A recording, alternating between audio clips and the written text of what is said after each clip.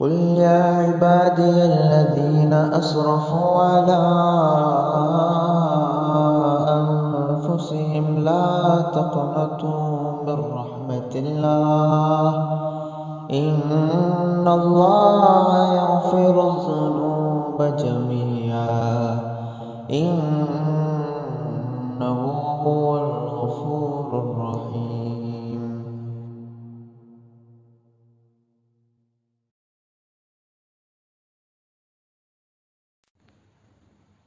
قل يا عبادي الذين أسرفوا على أنفسهم لا تقنطوا من رحمة الله إن الله يغفر الذنوب جميعا إنه هو الغفور الرحيم.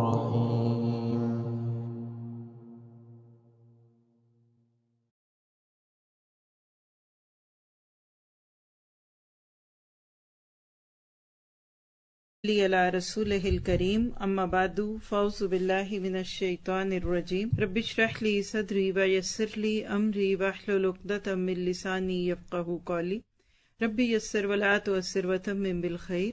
اللہ تعالیٰ کی توفیق اور اس کی بہت ہی رحمت کے ساتھ آج ہم ایک نئی بک شروع کریں گے، اور یہ کتاب اصل میں ایک عربک کتاب ہے جس کا اردو ترجمہ ہے۔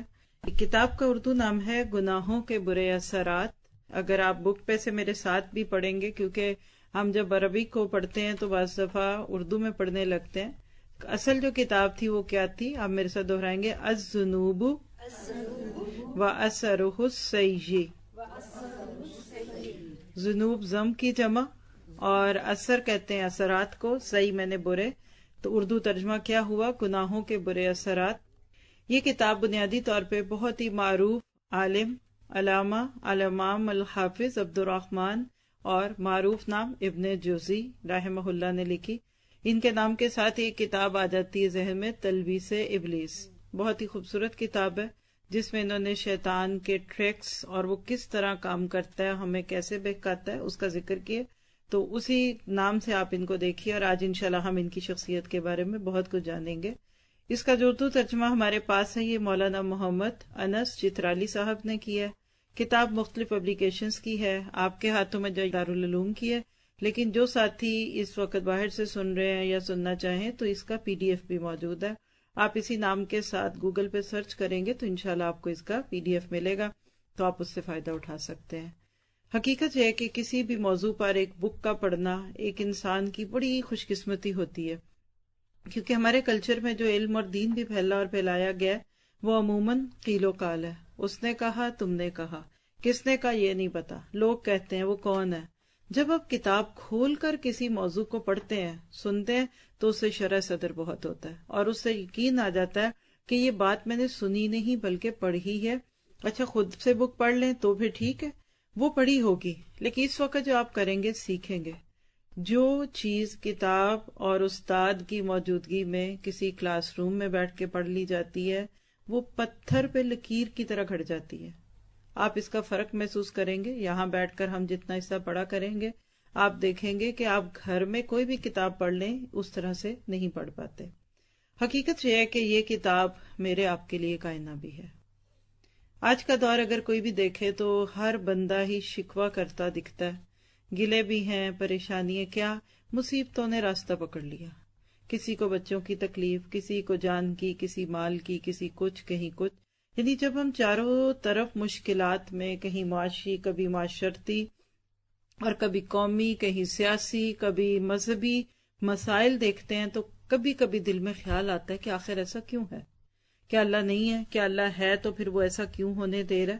یعنی بہت سارے سوال ہیں۔ یہ ایک بڑا وسیع موضوع ہے، بلکہ بعض نافرمان قسم کے لوگ جو اللہ کو نہیں مانتے، وہ جو یہاں تک کہتے ہیں کہ اگر گاڈ ہے تو پھر دنیا میں اتنے غم کیوں ہیں، اتنے دکھ کیوں ہیں، اتنی تکلیفیں کیوں ہیں؟ تو لہٰذا یہ کتاب آپ کو مجھے جس سوال کا جواب دے گی وہ کیا ہے کہ وَمَا أَصَابَكُم مِّن مُّصِيبَةٍ فَبِمَا كَسَبَتْ أَيْدِيكُمْ وَيَعْفُو عَن كَثِيرٍ۔ سورۃ شورى کی آیت 30 میں اللہ سبحانہ تعالیٰ فرماتے ہیں کہ تم پر جو بھی مصیبت آتی ہے وہ تمہارے گناہوں کی وجہ سے آتی ہے، اور بہت سے گناہ تو ویسے ہی معاف کر دیے جاتے ہیں. کیا پتہ چلا آج تک میرے اوپر اگر مالی پریشانی آئی، کوئی بدامنی ہے ہمارے ملک میں، اگر انفرادی طور پہ میں پریشان ہوں یا اجتماعی طور پہ ہم سبھی پریشان ہیں، تو اس کا اصل اور حقیقی سبب اللہ کی نافرمانی اور اس کے احکامات سے غفلت، اور اس عظیم خالق مالک رزاق وہ رب جس کا دیا کھاتے ہیں، جس نے مجھے آپ کو پیدا کیا، ہم اس کی محبتوں سے بے نیاز ہو کر اس کی نافرمانیاں کرتے ہیں. تو یاد رکھیے جب انسان اللہ کے قوانین کو پس پش ڈال دیتے ہیں تو پھر اللہ تعالیٰ کا یہ قانون حرکت میں آتا ہے.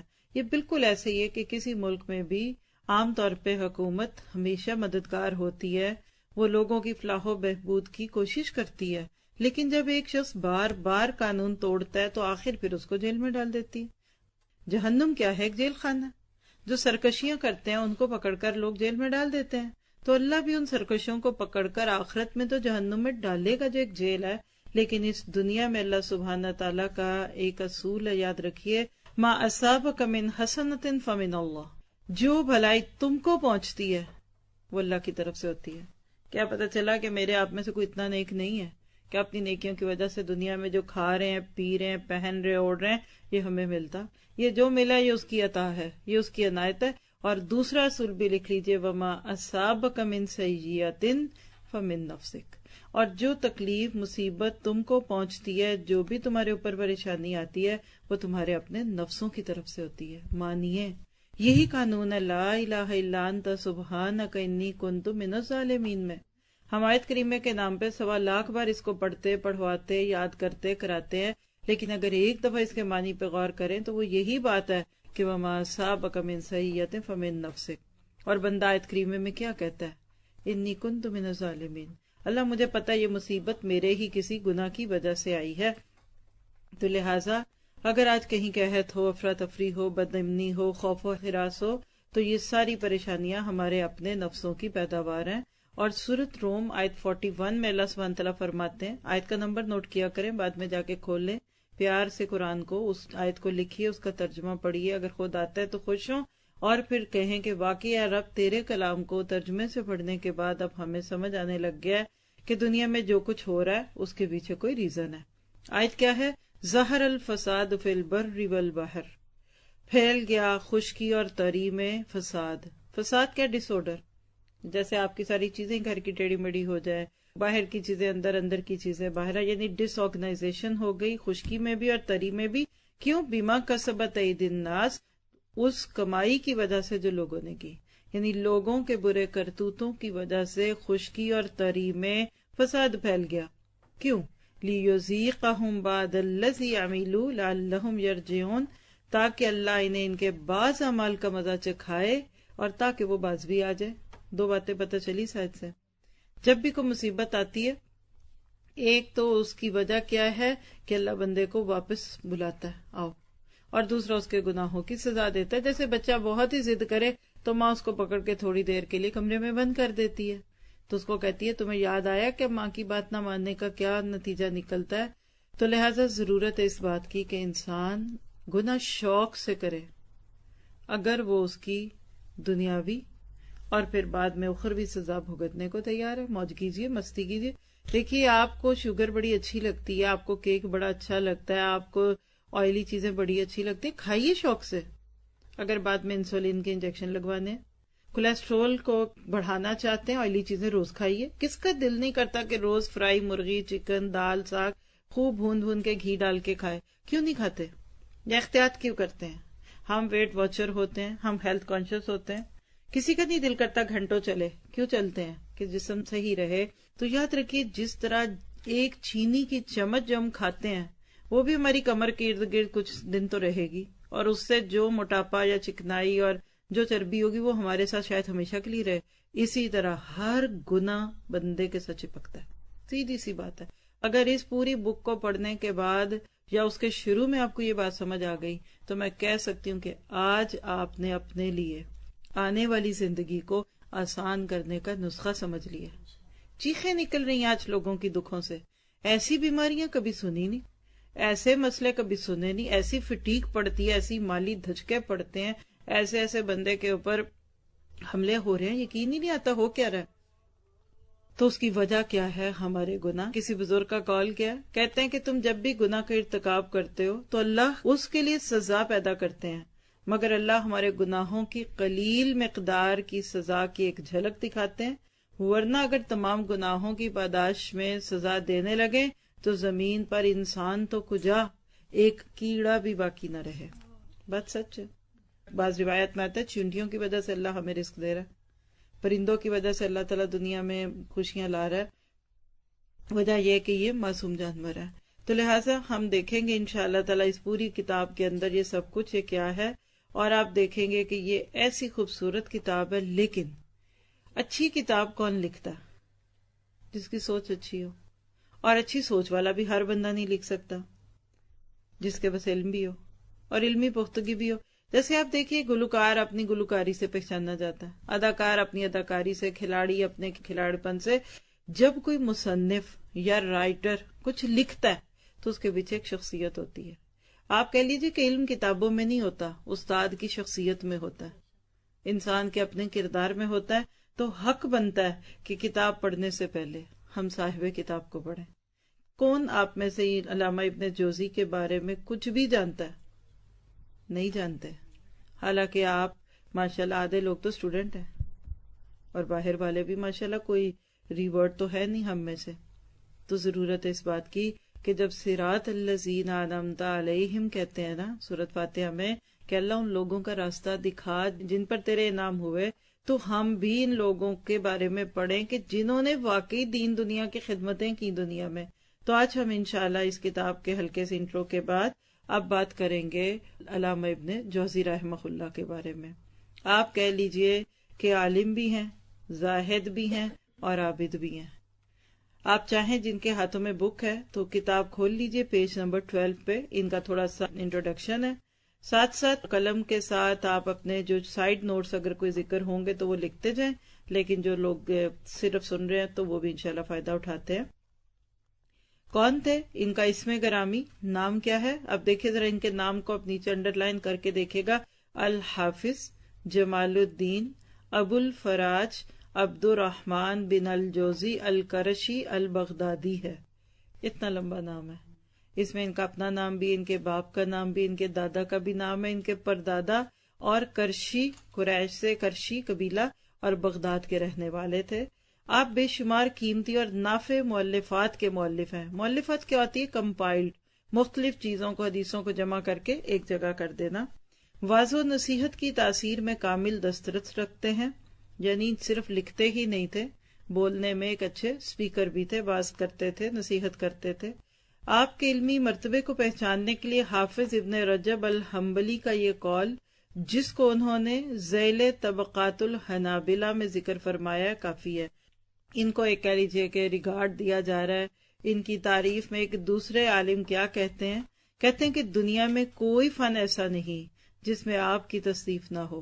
لم یترک فنا من الفنون الا ولہ فیہ مصنف، یعنی جتنی بھی کتابیں یا جو بھی علم کی باتیں ہوئی ہیں، کہیں نہ کہیں کوئی ریفرنس، کوئی کوٹیشن، کوئی نہ کوئی بات ابن جوزی کی ہے.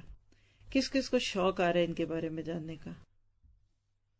اور اس شوق سے بھی سنیے کہ یہ وہ شخصیات تھی جن سے آج ہم تو غافل ہیں ہی، ہماری نسلیں تو ان کے نام بھی نہیں جانتی ہوں گی الا ماشاءاللہ.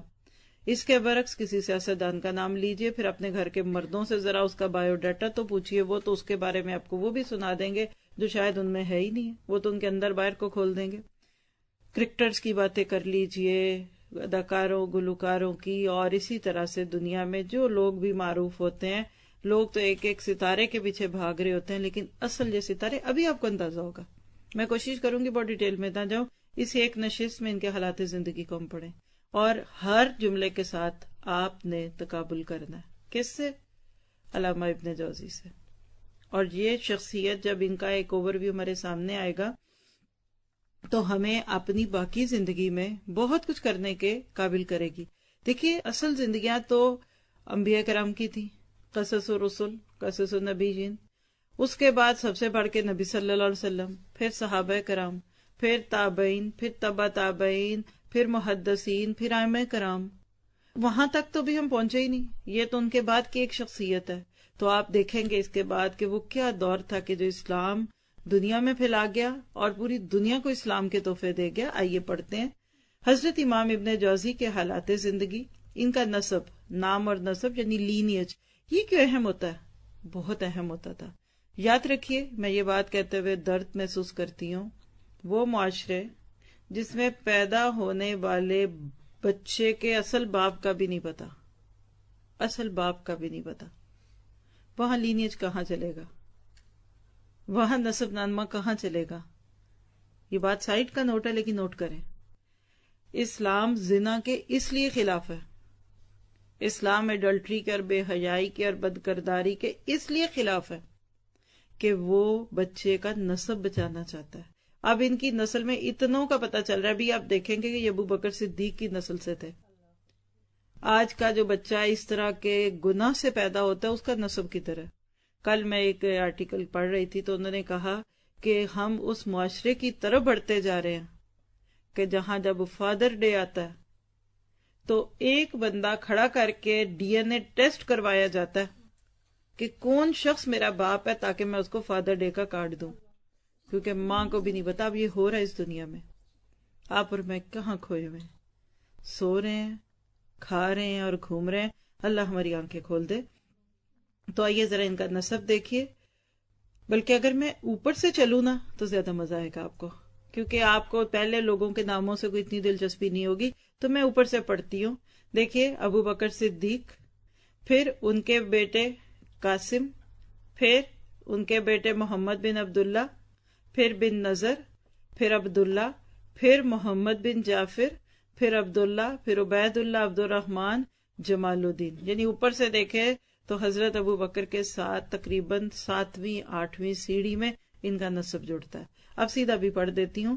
نام تھا ان کا جمال الدین، ابو الفرج عبد الرحمن بن علی بن عبداللہ بن حمادی بن احمد بن محمد بن جعفر بن عبداللہ بن قاسم بن نظر بن القاسم محمد بن عبداللہ بن قاسم بن ابی بکر صدیق رضی اللہ عنہ. ایک نام تو اس میں آپ کو بھی دکھا ہوگا، محمد بن قاسم. بہرحال مسلکن حنبلی تھے، یعنی جس دور میں یہ پیدا ہوئے، جس علاقے میں تھے، تو وہاں امام احمد بن حنبل کی تعلیمات سے متاثر تھے. القابات کیا ہے، لقب کیا ہوتا ہے؟ ہم کیا لقب دیتے ہیں؟ سمجھتے ہی ہیں نا، جو چیز بندہ بہت کرتا ہے. ان کے لقب جس سے لوگ ان کو عموماً پکارتے تھے، الحافظ، اچھا لقب ہے، اللہ ہماری اولادوں کو بھی یہ لقب دلوا دے اور ہمیں سب سے پہلے. پھر المفسر، قرآن کی تفسیر کرنے والے. الواعظ، واعظ کرنے والے. المؤرخ الادیب، تاریخ لکھنے والے. آپ ابن جوزی سے معروف ہوئے. دعا کریں ہمارے اور ہماری نسلوں کے کیا لقب ہوں گے آج. لوگ عموماً آپ کو آپ کی اس چیز سے پکارتے ہیں جو آپ عام طور پہ کرتے ہیں. تو آپ خود دیکھیں کہ ہم کس طرف ہیں اور ہمیں کس طرف جانا ہے انشاءاللہ. اب دل میں ایک شوق پیدا ہو رہا ہے، میرے بھی ہو رہا ہے، آپ کے بھی ہوگا، کہ یہ کس دور کی شخصیت ہے، نبی صلی اللہ علیہ وسلم سے ان کا دور کتنا دور کا تھا. تو پڑھ لیجئے. ولادت امام ابن جوزی بغداد میں درب حبیب نامی بستی میں پیدا ہوئے. ان کی تاریخ پیدائش میں اختلاف ہے. بعض نے 508 ہجری 508 ہجرہ اور بعض نے 509 ہجری کہا ہے اور بعض نے 510 کا بھی قول کیا، مگر راجح یہ ہے کہ آپ کی پیدائش 510 ہجری کے بعد ہے، کیونکہ آپ نے اپنے کسی واعظ میں فرمایا کہ انہوں نے 528 528 ہجرہ میں تصنیف و تالیف کے میدان میں قدم رکھ دیا اور اس وقت میری عمر 17 سال کی تھی. سوچئے نبی صلی اللہ علیہ وسلم سے کتنے بعد کی شخصیت ہے؟ 500 سال. کیونکہ ہجرہ 10 سے شروع ہوا نا، تو 510 میں یہ پیدا ہوئے، تو نبی صلی اللہ علیہ وسلم دنیا سے گئے 10 ہجری میں، تو پورے 500 سال کی بعد کی شخصیت ہے. اور آج ان کی حالات سننے کے بعد خواہش بھی رکھیے گا، کوشش بھی کریں، دعا بھی کریں کہ ہم اس کے اوپر کے دور کی شخصیات کو بھی پڑھیں. اسی میں پھر محدثین اور ائمہ کرام اور بڑے بڑے صحابہ گزرتے ہیں. اور ان لوگوں کے حالات پڑھنے اور سننے سے انشاءاللہ ہمیں اپنے اندر ایک انرجی محسوس ہوگی. انسان کی فطرت ہے، جیسے لوگوں میں رہتا ہے ویسا ہو جاتا ہے. ڈھیلوں میں رہے گا ڈھیلا آ جائے گا، ایکٹیو میں رہے گا ایکٹیو ہو جائے گا، سونے والوں میں رہے گا اس کو نیند آ جائے گی، کام کرنے والوں میں بیٹھے گا اس کو کام کرنے کو دل کرے گا، اور کھاتے پیتے رہتے ہیں تو ہر وقت کھانے پینے میں توجہ رہے گی۔ اللہ تعالیٰ ہمیں ان لوگوں کے نقش قدم پہ چلا دے۔ اور یہاں ایک اور بات آپ نے نوٹ کی، 17 سال کی عمر میں لکھنا پڑھنا شروع کر دیا، یعنی تصنیف میں رائٹر بن گئے، تو ظاہر کہ پڑھ لکھ چکے تھے نا۔ 17 سال کا بچہ آج ہمارا کیا کرتا ہے؟ شاید فرمائشیں کرتا ہے ماما سے کہ اب ماما مجھے وہ بھی گیجٹ چاہیے تو وہ بھی چاہیے۔ اللہ ماشاء اللہ، سارے ایک جیسے نہیں ہوتے، اور ہر بچے کی ہر بات بری نہیں ہوتی، کچھ اچھی ہوتی ہیں کچھ بری۔ یہ جو میں کہتی نا آج کل، تو وہ ایک غالب گمان کے مطابق ہے کہ جو دنیا میں رنگ ہے، آپ میں سے کسی کا بھی بچہ ایسا نہیں ہوگا انشاءاللہ تعالی۔ خیر، کہتے ہیں کہ میری والدہ فرماتی تھی کہ والد کے انتقال کے وقت تمہاری عمر 3 سال تھی، اس اعتبار سے آپ کی پیدائش 10 ہجرہ بنتی ہے۔ یہاں ایک بات نوٹ کریں، بڑی دلسوزی کی بات ہے اور آپ سب کے لیے ایک بہت بڑا پوائنٹ ہے، اور وہ کیا ہے کہ اکثر خواتین جب خود دین پہ آتی ہیں یا دین کا شوق لگ جاتا ہے نا، تو وہ کیا کہتی ہیں، ہم اپنے بچوں کی تربیت کیسے کریں، ان کے والد کو تو کوئی دلچسپی نہیں ہے، باپ تو کماتے ہیں، باپ تو ایسے ہیں، سمجھ رہی ہے؟ یعنی اکثر سسٹرز کا یہ گمان ہے کہ ہمارے بچوں کے بگاڑ میں باپ کا بڑا ہاتھ ہے، لیکن یہاں ان کی بات بھی پڑھ لیں، اور زندگی رہے تو آپ کبھی پڑھے نہیں تو سنیں، پہلے سے بھی کیا ہوا امام بخاری، جتنی بڑی بڑی شخصیات گزری ہیں ان کی ماں نے ان کو پالا، ان میں سے اکثر کے تو باپ ہی نہیں تھے۔ سب سے بڑی مثال تو ہمارے پیارے نبی ہیں۔ بچے کی تربیت میں ماں کا بہت ہاتھ ہے۔ ہاں، اچھا باپ چوز کیا ہوا ہے تو باپ بھی ساتھ دے گا، شادی جس مرد سے کی تھی وہی تو کل آپ کے بچوں کا باپ بنا۔ آج کیوں کہتے ہیں کہ برا باپ ہے؟ کل آپ کا معیار ایک شوہر ہونے کے ناطے کیا مناسب تھا؟ بات سمجھ رہے ہیں؟ جس وقت شادیاں کرتے ہیں نا ہم اپنے بیٹوں اور بیٹیوں کے، اس وقت سوچیں کہ یہ مرد کل باپ بنے گا میری بیٹی کے بچے کا، اور یہ عورت جس کو میں لا رہی ہوں کل ماں بنے گی میرے بیٹے کے بچوں کی، تو پھر انشاءاللہ بہت زیادہ اچھا انتخاب ہو سکتا ہے اور خیر آئے گی۔ بہرحال آپ کے خاندان والے پیتل کا کام کرتے تھے، کاپر، اور آپ کو تو پہلے دور میں پیتل کی دیگیں، پتیلیاں، برتن بنتے تھے۔ یہی وجہ ہے کہ آپ کے نام کے ساتھ الصفار بھی لگا دیا جاتا ہے، اور الصفار پیتل فروش کو کہتے ہیں۔ ٹھیک ہے، ایک نئی چیز پتہ چل گئی آپ کو، جیسے لوہار ہے نا، لوہے کا کام کرنے والا، تو صفار، اور صفار کو اگر یاد رکھنا ہو تو سلفر سے بھی یاد کر سکتے ہیں، بہرحال پیتل سے۔ 3 سال کی عمر میں والد صاحب کا سایہ سر سے اٹھ گیا، مگر ان کی بہتر تربیت متاثر نہیں ہوئی۔ اس کو نوٹ کریں، وہ مائیں سنبھال لیتی تھی کیونکہ ماں کو اور کوئی کام نہیں تھے، ان کا سب سے بڑا غم اور ہم اپنے بچوں کی نیک تربیت اور کردار سازی تھی۔ آج یہ غم ہے ماں کو، بٹ دنیاوی تعلیم پہ غالب ہے۔ 1 سال 1.5 سال کے بچے کو بردیں آگے، اور اس کے بعد پھر ایک ایسے سمندر میں پھینکتے ہیں کہ پھر ہوش تب آتا ہے جب بچہ آپ کے قد سے بڑھ چکا ہوتا ہے۔ اس دور میں مائیں کیا کرتی تھی، آئیے پڑھتے ہیں۔ کیونکہ اللہ تعالیٰ نے والد کی جگہ ایک مخلص اور شفقت اور مہربانی کرنے والی پھوپھی ان کو عطا فرمائی، جس نے آپ کی بہتر تربیت اور تعلیم کے لیے دن رات ایک کر دیا۔ پھوپھی ہی ان کو ابو الفضل بن ناصر کی خدمت میں لے گئی تھی، جن سے نہ صرف بہترین تربیت حاصل کی بلکہ حدیث کا سماع بھی کیا۔ تو کیا پتہ چلا پھوپھی کا رول، کردار۔ ایک عورت دیکھی ان کو ایک عالم کے پاس لے گئی تو ان کی زندگی بن گئی۔ آپ بھی اپنے خاندان کے بچوں کی فکر کریں، صرف اپنے بچوں کی نہ فکر کریں، بھائیوں کے بچوں پہ بھی نظر رکھیں، بہنوں کے بچوں کو بھی دیکھیں، کیونکہ دیکھیں بعض دفعہ بچے ماں کی نہیں مانتے، پھپھو کی مان لیتے ہیں، خالہ کی مان لیتے ہیں، تو ہمیشہ ان رشتوں کا اثر دکھائیں۔ رو پڑے پھپھو ہیں آپ تو، میں نہیں تمہیں آگ میں جانے دوں گی، میں تمہیں غلط کام نہیں کرنے دوں گی، میں تمہاری غلط بات نہیں مانوں گی، میں تمہاری 4 دن کی خوشی اور اس کے بعد ایک لمبی تکلیف نہیں دیکھ سکتی۔ ہم یہ کڑوے جملے نہیں بولتے، پیار والے جملے ہیں۔ آپ کہتے نہیں بچے کی خوشی ہے، مثال دیتی ہوں صرف سمجھانے کے لیے، بات چونکہ پھوپھی کی آگے، میں بھی پھوپھو ہوں، آپ بھی پھوپھیاں ہوں گی، آپ جانتے ہی کتنا پیارا رشتہ ہوتا ہے۔ میرا خیال ہے کہ پھوپھی اکثر انسان تب بن جاتا ہے جب اپنے بچے بھی نہیں ہوتے، شادی بھی نہیں ہوئی ہوتی، ایسے ہی ہے نا۔ جب بھائی بڑے ہیں اور ان کے بچے ہونے لگے تو وہ بچے اصل میں آپ کا پیار جو لیتے ہیں نا، وہ میرا نہیں خیال کہ بعد میں لے، اپنے بچے تو ڈانٹ کھاتے رہتے ہیں، تو بھائیوں بہنوں کے بچے پیار لیتے ہیں۔ اب آپ دیکھیے، آپ کہتے ہیں بچے کی خوشی، اب میرے بھائی کے بچے کی شادی ہے اور وہ شادی میں وہ کچھ کرنا چاہتا ہے جو اللہ کو پسند نہیں، اب بتائیے کیا میرے لیے یہ کڑا امتحان نہیں؟ میں یہاں بیٹھ کے کہہ دوں گی خبردار مجھے اگر شادی پہ بلایا میں نہیں آؤں گی، میں پاکستان اس لیے جاؤں گی کہ میں تمہارے گناہ کھاؤں؟ اور کہ اگر میرا جہاز گر گیا اس گناہ پہ، کیونکہ ابھی پڑھ کے آئے ہیں کہ اللہ گناہوں پہ پکڑتا ہے، تو میرا بیٹا میں تیری شادی پہ نہیں جاؤں گی، تجھے بھی نہیں یہ کرنے دوں گی، مجھے تجھ سے پیار ہے. لڑیں بھیڑیں، پیار کریں، غصہ کریں، کھڑے رہیں بس. دیکھیے کتنے بھتیجے بھانجے ٹھیک ہوتے ہیں. نہ جائیں گے آپ، شادی ہو جائے گی، لیکن اگلی شادی ایسے نہیں ہوگی کسی دوسرے کی. ہم یہ جو غلط کو غلط کہتے ہوئے بھی پھر کہتے ہیں مجبوری بڑی ہے، تو یہ پھر ایک جھوٹ ہے، اس سے زیادہ میں نہیں اس کو مانتی. بہرحال پھوپھی کا کردار اس میں تھا، اور اللہ ہم سب کو ایسی پھوپھیاں بنا دے. اب یہاں آپ اپنی پھوپھیوں کو برا نہ کہنا شروع ہو جائیں کہ ہماری پھوپھیاں کیوں نہیں ہمیں لے کر کہیں کسی بھی عالم کے پاس، اور سارا قصور ہی آج پھوپھی کا نکل آنا ہے.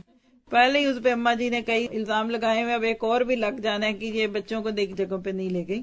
تو بہرحال، اور یہاں یہ بھی نوٹ کریں کہ پہلے دور میں دوسرے کے بچے پہ بھی حق ہوتا تھا، آج تو اپنے پہ شاید کم ہوتا ہے. جی آپ کچھ کہہ رہے ہیں؟ میری بھابھی اور میری بھتیجیاں بھی 2 بیٹھی ہیں. ماشاء اللہ، تو پھر آپ نے اپنے پھوپھی ہونے کا احساس دلا دیا ہے، الحمدللہ. چلیے، والد صاحب کے انتقال کے باوجود طلب علم کی طرف مکمل توجہ کی. ایک بڑی وجہ مالی فراوانی بھی تھی، کیونکہ ان کے والد صاحب ثروت تھے، بہت سارا مال ترکے میں چھوڑا تھا. حضرت امام صاحب اکثر اپنی تصنیفات میں اس کا تذکرہ کرتے ہیں. چلے یہاں ایک اور دلیل مل گئی. ہم کہتے ہیں پڑھنا لکھنا، اور ایسا پڑھنا کہ جس میں علم ہی کی طرف زیادہ سفر ہو، وہ غریبوں کا کام ہے. آپ دیکھیے باپ دولت مند ہے تو پہلی بات ہے کہ نیک شخص کے پاس دولت ہو سکتی ہے، اس کا زیور بھی ہو سکتا ہے، اس کے پاس سونا بھی ہو سکتا ہے، اس کے پاس 20 لاکھ کی گاڑی بھی ہو سکتی ہے. کوئی یہ چیز کو اپنی جگہ بری نہیں، لیکن یہاں یہ بھی نوٹ کریں کہ دولت تھی لیکن بچہ نہیں بگڑا. ہمارا کیا ہوتا ہے آج عموماً اللہ ماشاء اللہ کہ بگاڑ آنے لگتا ہے. تو یہاں یہ بھی بات نوٹ کرنے کی ہے. چنانچہ اپنی تصنیف سعید الخاطر میں فرماتے ہیں، جس کو مالی فراوانی ہو اس کو اپنی گنجائش کے بقدر اپنے نفس پر بھی خرچ کرنا چاہیے. میرا ذاتی تجربہ ہے، کیونکہ میں ایک خوشحال گھرانے میں پرورش پائی ہے. جب میں نے خوراک میں کمی کی اور اچھی چیزیں کھانے میں کمی کر دی، نوٹ کیجئے بڑی اہم بات ہے، خاص طور پہ ہمارے انڈو پاک کلچر کے لیے. کیا کہتے ہیں؟ میں دوبارہ پڑھتی ہوں. کہتے ہیں خوشحال گھرانے میں پرورش پائی، جب میں نے خوراک میں کمی کی اور اچھی چیزیں کھانے میں کمی کر دی تو بیماری مجھ پر اثر انداز ہوئی. میرے بہت سارے معمولات میں خلل آیا، حتیٰ کہ بہت ساری عبادات میں انقطاع آیا. میں روزانہ 5 پارے قرآن کریم کے تلاوت کرتا تھا. ایک دن جب خوراک میں کمی کر دی تو اس معمول کو پورا نہ کر سکا، یعنی طاقت نہیں رہی، ہمت نہیں رہی. میں نے کہا ایک لقمے کی کمی کی وجہ سے قرآن پڑھنے میں خلل واقع ہوا ہے، جس کے ہر حرف پر 10 نیکیاں ملتی ہیں، تو ایک لقمہ عظیم اطاعت و ثواب کا سبب ہے. البتہ خوراک وہ استعمال کرتے جو بدن کے موافق ہو. جنک فوڈ نہیں کھاتے، فروزن فوڈ نہیں کھاتے، اور گلا سڑا پرانا کتنے مہینوں پرانا گوشت نہیں کھاتے. بات سمجھ ہے؟ آپ کو اتنی بات سے سمجھ آ گئی؟ بات کھانا بھی عبادت ہے. کون سا کھانا؟ جو ہیلدی ہو، جس کے بعد نماز پڑھے. آپ کہتے ہیں روزہ رکھ کے بیٹھ جائیں، اب کام کوئی نہیں کرنا، روزہ ہے. بات سمجھ رہے؟ یعنی انسان کیا کہتا ہے، کلو وشربو، کھاؤ اور پیو، یہ بھی اسلام ہے، یہ اللہ کا حکم مانتے ہیں، اب کھاتے ہیں. لیکن اصل بات ہے کہ ہیلدی کھانا ہے، حلال کھانا ہے، اور اتنا نہیں کھانا کہ پھر زیادہ کھا کے تو بندہ بالکل ہی اوور ڈوز ہو جائے. اور ان کا یہ استدلال کتنا خوبصورت ہے کہ میں نے ایک لقمہ کم کیا تو میرا قرآن پڑھنے کا ایک لفظ رک گیا، اور ایک رکا تو 10 نیکیاں کم ہو گئی. تو کیا پتا چلا کہ کھائیے، کیا سوچ کے عبادت کرنی ہے، یہ مطلب ہے اس میں. ناموافق غذا سے صحت خراب بھی ہوتی ہے، اور اپنے بدن کے موافق غذا استعمال کرنا عقل مندی کی دلیل ہے. یعنی بعض لوگوں کو گرم چیز سوٹ کرتی ہے، بعض کو ٹھنڈی تاثیر والی، تو جو آپ کے جسم کو سوٹ کرے وہی کرنا چاہیے. ابن جوزی جب سن شعور کو پہنچے تو علم کی خاطر بڑی بڑی مشکلات بھی برداشت کی، اور ہر مشکل کو نہ صرف خندہ پیشانی یعنی خوشی سے اسمائلی فیس کے ساتھ قبول کیا، بلکہ خود اپنے بارے میں فرماتے ہیں طالب علمی کے زمانے میں بڑے شدائد برداشت کیے. شدائد کیا ہے؟ شدت سے، شدید یعنی مصیبتیں، مشکلات جو حصول مقصود میں شہد سے بھی زیادہ شیریں معلوم ہوتے تھے. ذرا سا ان جملوں کو آپ دوبارہ پڑھیں، مجھے نہیں لگتا آپ نے اس کو جذب کیا، پھر پڑھیں. طالب علمی کے زمانے میں بہت سی مصیبتیں برداشت کی. آپ کو مجھے کیا مصیبت پڑتی ہے؟ صبح اٹھنا اور آرام دہ گاڑی میں بیٹھنا اور ادھر آرام دہ ماحول میں آنا. نرم گاڑیوں پہ بیٹھ کے سفر کرنا ہمیں مشکل لگتا ہے نا. کبھی بھی دین کے رستے میں کوئی بھی چیز آئی ہو مشکل، کوئی پیسہ لگتا ہے، وقت لگتا ہے، بک خریدنی پڑتی ہے، گاڑی کا پیٹرول لگتا ہے، کچھ بھی لگتا ہے، کہتے ہیں کہ یہ جو دین کے رستے میں مصیبتیں مجھے آتی ہیں نا، یہ شہد سے بھی میٹھی لگتی ہیں، کیونکہ مقصد اسی سے حاصل ہوتا ہے۔ بچپن کے زمانے میں سوکھی روٹی لیتا اور طلب علم کے لیے نکل جاتا، اور بھوک لگنے کی صورت میں نہر عیسیٰ کے کنارے بیٹھ جاتا۔ پانی کے بغیر روٹی کھائی نہیں جاتی، ہر لقمے کے ساتھ پانی پیتا، مگر اس میں مجھے مزہ آتا، میری ہمت میں کمی نہ آتی۔ جس کو آپ کہہ لے روکھی سوکھی کھا کر علم سیکھا۔ اور یاد رکھے، بہت بھرے ہوئے پیٹ کے ساتھ علم نہیں آتا۔ ہمارے پیٹ ہی تو بھر گئے، اس لیے علم کی طلب ہی نہیں رہی۔ انشاءاللہ جب بک شروع ہوگی تو آپ کو ایسے لگے گا کہ مجھے اسی کتاب کی ضرورت تھی جو مجھے موٹیویٹ کر دے۔ خیر، ابن جوزی بچپن سے متقی، پرہیزگار اور دنیا سے بے رغبت تھے۔ وقت کے ضائع ہونے کے خوف سے لوگوں کے ساتھ اختلاط یعنی زیادہ ملنا جلنا، سوشلائزنگ نہ رکھتے۔ اس سے ان کی روح، نفس اور وقت سب محفوظ ہو گئے۔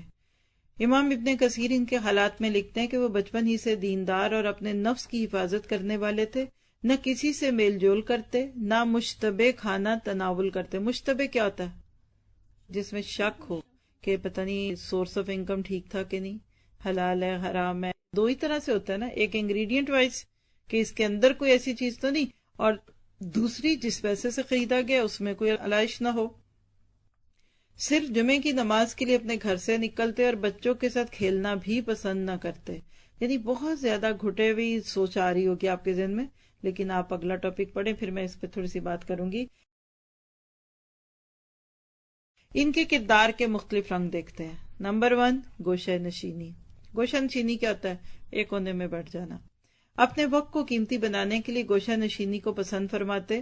خود سعید الخاطر میں فرماتے ہیں کہ علم کے لیے گوشہ نشینی سے بڑھ کر دنیا میں کوئی پاکیزہ زندگی نہیں، کیونکہ علم بہترین انیس و جلیس ہے۔ انیس کہتے ہیں ان سے دوست، اور جلیس جلسہ بیٹھنے والا، یعنی اٹھنے بیٹھنے والا، جس کو آپ کہتے ہیں کہ آپ کی وہ دوست جن کے ساتھ آپ ہوتی ہیں یا جو آپ کے ساتھ ہوتے ہیں، یا آپ ان کے گھر ہوتی ہیں یا وہ آپ کے گھر ہوتی ہیں، اور نہ بھی ہو ایک دوسرے کے گھر تو فون کے ذریعے ایک دوسرے کے ساتھ باتیں کر رہی ہوتی ہیں۔ ایسی بھی دوستیاں ہوتی ہیں نا۔ تو کہتے ہیں کہ علم سے اچھا کوئی دوستی نہیں ہے جو آپ کے ساتھ اٹھتا ہے اور بیٹھتا ہے۔ گوشہ نشینی سے انسان فضولیات سے بچ جاتا ہے، گوشہ نشینی سے عزت پاتا ہے، ذلت سے بچ جاتا ہے۔ گوشہ نشینی ہی کی برکت سے کثیر پر طاقت نہ رکھنے کی وجہ سے قلیل پر قناعت نصیب ہوتی ہے، جس سے دین و دنیا کی تکالیف سے محفوظ ہو جاتا ہے۔ اسی کے سبب شیطان کی مکاری، حکمرانوں کے ظلم اور عوام کے شر و فساد سے محفوظ رہا جا سکتا ہے۔ لیکن ایک عالم کے لیے گوشہ نشینی بہتر نہیں، اس لیے کہ عالم اگر جاہل سے جدائی اختیار کرے گا، اس سے میل جول نہیں رکھے گا، تو وہ علم کو بھول جائے گا۔ بات واضح ہوئی ہے؟ یعنی طالب علم گوشہ نشین رہے، یہ لکھ لیں آپ اپنے لیے۔ علم کا سفر بہت سوشلائزنگ کے ساتھ نہیں ہوتا، اور میں افسوس کے ساتھ کہوں گی دن رات کا یہ آبزرویشن بھی ہے، اور مشاہدے میں چیزیں جو آتی ہیں وہ کیا ہے کہ بہت سارے اسٹوڈنٹس جو کورسز جوائن کرتے ہیں، جو کلاسز میں آتے ہیں، جو نہیں بھی آ رہے، آنا چاہتے ہیں، ان کے رکنے کی بہت بڑی وجہ سوشلائزنگ ہے۔ مہمان آ گئے، شادی آ گئی، دعوت پہ جانا ہے، عقیقہ آ گیا، اب سالگرہ آ گئی ہے، اب پاکستان سے کوئی آ گیا ہے، اب شاپنگ کرنی ہے، آپ انگلیوں پہ گن کے دیکھیں۔ چلے علم کا بھی کوئی ٹیسٹ نہ بھی لگا ہونا، نمازیں کدھر جاتی ہیں، لیٹ کیوں ہوتی ہیں؟ ہماری نمازوں کا خشوع کب جاتا ہے؟ جب ہم بہت مہمانوں میں گھرے ہوتے ہیں۔ یہ پسندیدہ نہیں ہے۔ طالب علم کونے میں بیٹھے، اس کو تو بس اپنے علم کو لینا ہے، اور عالم جو علم لے چکا ہے وہ لوگوں میں ملے۔ سیدھی سی بات سمجھ آ گئی؟ علم لینے کے لیے ذرا سا اپنے آپ کو باؤنڈیڈ کریں۔ اگر اللہ آپ کو توفیق دے فل ٹائم کورس کی، 2 سال کا کورس ہے، 3 کا ہے، 1 کا ہے، 4 کا ہے، اس 1 سال اپنے آپ کو باندھ لیں۔ میں نے فالتو نہیں گھر سے نکلنا، میں نے بہت دعوتوں میں نہیں جانا، سارے جاتے ہیں جائیں۔ اور آپ دیکھیں ہمارے بچے دنیا کی تعلیم کے لیے یہ گوشہ نشینی کرتے ہیں۔ میڈیکل کی اسٹوڈینٹس بچیاں کیا ہر شادی میں جاتی ہیں، ہر دعوت میں جاتے ہیں، سارے جا رہے ہیں، وہ جس نے پڑھنا ہے، کب امتحان 2 ماہ بعد ہے، پڑھ رہے ہیں جی۔ یقین ہے نا، ہم دین کی تعلیم کو کھیل سمجھتے ہیں۔ چھوٹی سی بات پہ آج بھائی نے گھر میں آنا ہے، مہمانوں نے آنا ہے، بچے کے دوستوں نے آنا ہے، میں چھٹی کروں گی، اعوذ باللہ من الشیطان الرجیم۔ آپ نے تو ٹیشو پیپر کی طرح کلاس کو پکڑا ہوا ہے، آپ کہاں پڑھیں گے؟ نہیں پڑھ سکتے آپ۔ اس کے لیے بندے کو قربانی دینی پڑتی ہے، دوسروں کو جیسے باقی چیزوں کا یقین دلایا ہوا ہے نا۔ آپ جاب کرتی ہیں تو آپ کے جاب کے آورز میں، ویک ڈیز میں کوئی آپ کے گھر آتا؟ سب کو پتا. اور اگر آپ کے آئے بھی ہوں وہ کہیں گے بیٹا تو جا کام پہ، ہم خود ہی ناشتہ کر لیں گے. اور آپ کلاس میں آتے ہیں اور کسی کو آپ یہ کہہ ہی نہیں سکتے کہ میری کلاس کا وقت ہے، دیٹ مین اس کی وہ قدر نہیں ہے. اللہ تعالیٰ ہمیں اس کی قدر دے دے. بعض متصوفین کی تردید. متصوفین کون ہوتے ہیں؟ جن کا مزاج صوفی قسم کا ہوتا ہے، یعنی وہ زیادہ تنہائی میں بیٹھ کے ذکر و اذکار یا چلا کشی کو زیادہ پسند کرتے ہیں باہر نکلنے کی نسبت. تو انہوں نے کچھ رد بھی کیا ہے، تھوڑا سا پڑھ لیجئے. متصوفین پر ایک مستقل فصل کے تحت بے فائدہ گوشہ نشینی پر رد کرتے ہوئے فرماتے ہیں کتنے علماء لوگوں سے عدم اختلاط کی وجہ سے علم کو بھول گئے. یعنی عالم ہے بندہ اور لوگوں میں نہیں نکلتا، کھوٹا. وہ کہتا نہیں تم پیاسے ہو تو تم آؤ میرے پاس، اور وہی بات ہے کنواں پیاسے کے پاس نہیں، پیاسا کنویں کے پاس جاتا ہے. لیکن اگر وہ عالم بادل بن جائے اور خود برسنے کے لیے نکل جائے، کتنوں کے اوپر رحمت ہو جائے. تو علم والے کو کبھی بھی اکیلے میں نہیں بیٹھنا چاہیے، حالانکہ وہ اس علم کے ذریعے لوگوں کی اصلاح کر سکتے تھے. ایک عالم کے لیے گوشہ نشینی بہتر نہیں ہے، ہاں شر سے بچنے کی غرض سے ہو تو علیحدہ بات ہے. بس جاہل صوفیوں کی مذمت کرتے ہوئے فرماتے ہیں اکثر لوگوں کو میں دیکھتا ہوں کہ شریعت کی حدود سے نکلے ہوئے ہیں. گویا متصوفین اور متزہدین یعنی زہد اختیار کرنے والے متزہدین کی بات ان کے لیے شریعت کا درجہ رکھتی ہے، حالانکہ آج کل متصوفین جس طریقے پر چل رہے ہیں اللہ کے نبی کی سیرت اور آپ کے صحابہ کا طریقہ اس طرح نہیں ہے. مشکل لفظ سے مطلب اس کا یہ ہے کہ بعض لوگ اپنے بزرگوں کی باتوں کو اللہ اور اس کے رسول کی بات سے بھی آگے لے جاتے ہیں، تو ایسا نہیں کرنا چاہیے. پھر اور آپ کا مزاج کیا تھا؟ آپ ہنسی مذاق بھی فرمایا کرتے تھے اور اچھی چیزوں کو پسند فرمایا کرتے تھے. بعض دفعہ حضرت عائشہ رضی اللہ عنہا کی دلجوئی کے لیے ان کے ساتھ چلنے میں مسابقہ بھی فرماتے. یہ کون تھے؟ نبی صلی اللہ علیہ وسلم کی بات ہو رہی ہے. آپ گوشت بھی تناول فرماتے، میٹھی چیزوں کو پسند فرماتے اور میٹھا پانی منگوا کر نوش کرتے. آپ کے صحابہ کا بھی یہی طریقہ اور طرز زندگی تھا، جبکہ متصوفین اور متزہدین نے اس سے ہٹ کر اپنا ایک طریقہ ایجاد کیا. یعنی یہ علامہ صاحب جو ہیں یہ ایسے مزاج والے لوگوں پہ تنقید کر رہے ہیں کہ ہنسنا نہیں، بولنا نہیں، چلا کاٹ رہے ہیں، کسی سے ملنا نہیں، الگ نہیں. اللہ کے نبی تو ایک چلتے پھرتے انسان تھے، لوگوں کے ساتھ گھلتے ملتے کھاتے پیتے. آپ دیکھیے اگر ایسا نہ ہو بندہ تو پھر دین تو صرف چند لوگوں کے بیچ میں رہ جائے گا اور زیادہ لوگوں میں تو نہیں آئے گا. تو ساری بات کا خلاصہ کیا نکلا کہ علم دینے کے لیے آپ کو لوگوں سے ملنا پڑتا ہے اور علم لینے کے لیے لوگوں سے کٹنا پڑتا ہے. اس کو جم بنا دیں، یہ بڑے کام کی بات ہے. چلیے، علماء کے درمیان آپ کا مقام. ہر انسان اپنے ہم پیشہ لوگوں سے پہچانا جاتا ہے. مثلا کوئی ڈاکٹر بڑا اچھا ہے، کوئی عام بندہ کہہ دے نا وہ اچھا ڈاکٹر ہے. جب کوئی ڈاکٹر کہے گا یا ڈاکٹروں میں سے کوئی استاد کہے گا نا یہ بڑا اچھا ڈاکٹر ہے، اس کی بات مانی جائے گی. اسی طرح ایک عالم کتنے پانی میں یہ پتا چلتا ہے دوسرے علماء کے اس کے بارے میں بیان سے. اللہ معاف کرے آج تو بنی یہ گیا گیٹ پر ٹکے کا بیر. ایک عالم دوسرے عالم کی تعریف کر ہی نہیں سکتا، ہوتی دیکھ نہیں سکتا. اللہ رحم کرے کوئی کر دے تو اس کو اسکینڈلائز کیا جائے، اللہ ماشاء اللہ. لیکن یاد رکھے کہ علم والے کا دل کھلا ہوتا ہے. تو یہ پڑھیں گے آپ کے پچھلے دور کے جو علماء تھے، ایون ائمہ کرام، امام احمد بن حنبل، امام ابو حنیفہ رحمہ اللہ، امام مالک، امام شافعی، یہ ایک دوسرے کے بارے میں بڑے خوبصورت کمنٹس دیتے ہیں. آج ان کے مقلدین جو ہیں وہ ایک دوسرے کے خلاف ہیں کیونکہ دل چھوٹے ہیں، دل تنگ ہے. گھٹن والے ذہن کے ساتھ کسی کی تعریف بندہ کر نہیں سکتا. تو آئیے پڑھتے ہیں کہ ان کے بارے میں دوسرے علماء کیا کہتے ہیں. آپ کے بعد آنے والے بڑے بڑے اجلہ سے مراد جلیل یعنی بہت عزت والے علماء کرام آپ کی تاریخ میں رطب اللسان ہے، یعنی زبان ان کی گیلی رہتی ہے، بھیگی رہتی ہے ان کی تعریفیں کرنے میں.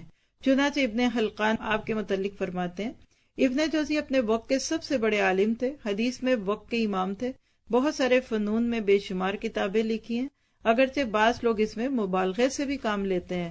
چنانچہ وہ کہتے ہیں ان کے لکھے ہوئے رجسٹروں کو جمع کر کے ان کی عمر کے ایام کے ساتھ حساب لگایا گیا اور ان کی کاپیوں کو عمر کے ایام پر تقسیم کیا گیا تو یومیہ 9 رجسٹر ہوتے تھے. کس کو سمجھ آئی یہ بات؟ یعنی جنہوں نے بھی ان کے بارے میں کہا ہے کہ یہ حدیث کے امام بھی تھے، اپنے وقت کے امام تھے، اور مبالغے کی حد تک یہ کہہ دیے کہ اتنا لکھ گئے کہ اگر زندگی کے ہر دن پہ حساب کیا جائے تو 9 رجسٹر روز لکھتے تھے، یعنی 9 کاپیاں بھرتے تھے. اللہ علم. ابن جوزی بہت زیادہ مطالعہ کرتے، ہمیشہ پڑھنے کا شوق اور شغف تھا.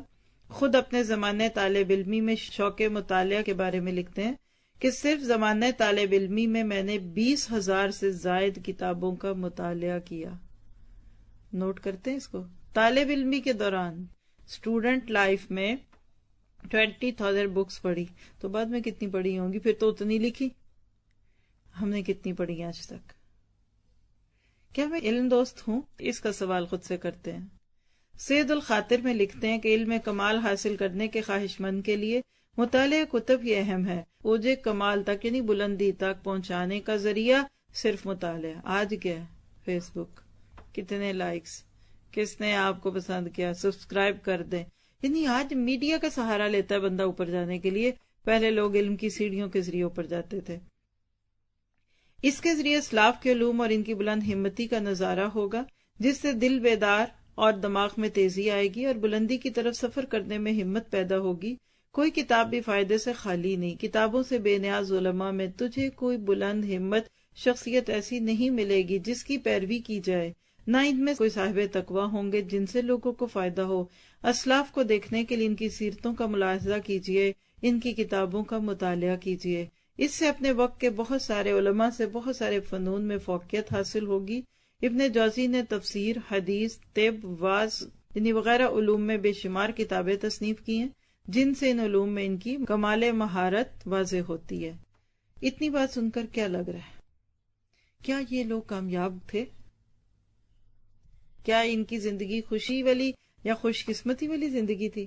ہم ایسے لوگوں کو شاید سوچیں گے بور ہیں، لیکن ابھی آپ دیکھ رہے ہیں کہ 500 سال بعد نبی صلی اللہ علیہ وسلم کیا ہے؟ 5 ہجرہ. آج کون سا؟ 1439 اب شروع ہوا ہے محرم ہے. 5 نکال دیجئے 14 میں سے، پیچھے کیا رہ گیا؟ 900 سال سے زیادہ پرانی شخصیت ہے. اور آج مدرسوں میں اور لائبریریوں میں ان کی کتابیں پڑھی جاتی ہیں. یہ ہے اصل بات. وَأَمَّا مَا يَنْفَعُ النَّاسُ فَيَمْكُثُ. جو لوگوں کو نفع دے گا وہ بچے گا. کوئی ایک کتاب ہم بھی لکھ دیں جو لوگ بعد میں پڑھیں، کوئی ہم بھی پڑھا دیں، ہم کسی کی لکھی بھی پڑھا دیں، شاید ہمارے لیے نجات کا ذریعہ ہو. ٹھیک ہے ہم پڑھ نہیں سکتے، پڑھا نہیں سکتے، ہم دوسروں کو بلا تو سکتے ہیں. سارا شہر بھرا ہوا ہے، ایک کونا نہ خالی رہے اس کمرے کا. اگر ہمیں علم کی قدر آ جائے تو آپ سب کا فرض بنتا ہے کہ اس پورے ویک میں اپنی دوستوں کو بلائیں، اور یہ کتاب آپ کے ہاتھوں میں ہے، آپ خود دیکھیں گے جا کے کس میں کتنا کچھ ہے. شاید ہماری یہ چھوٹی سی کوشش ہماری بخشش کا ذریعہ بن جائے. بہرحال اس کے بعد ان کے بارے میں ایک اور قول ہے، بہت ہی خوبصورت عالم ہے، شاید آپ ان کے نام سے واقف ہو، امام زاہبی. کوئی جانتا ہے ان کے بارے میں؟ کون تھے، کیا کرتے تھے، کیا ان کا بات تھی؟ تو بس اس سے ہمیں اپنا بھی علم دوست ہونا انشاءاللہ پتہ چلے گا، اور ہم نے اللہ نے چاہا تو اب اس کے بعد زیادہ علمی باتیں کرنی ہیں.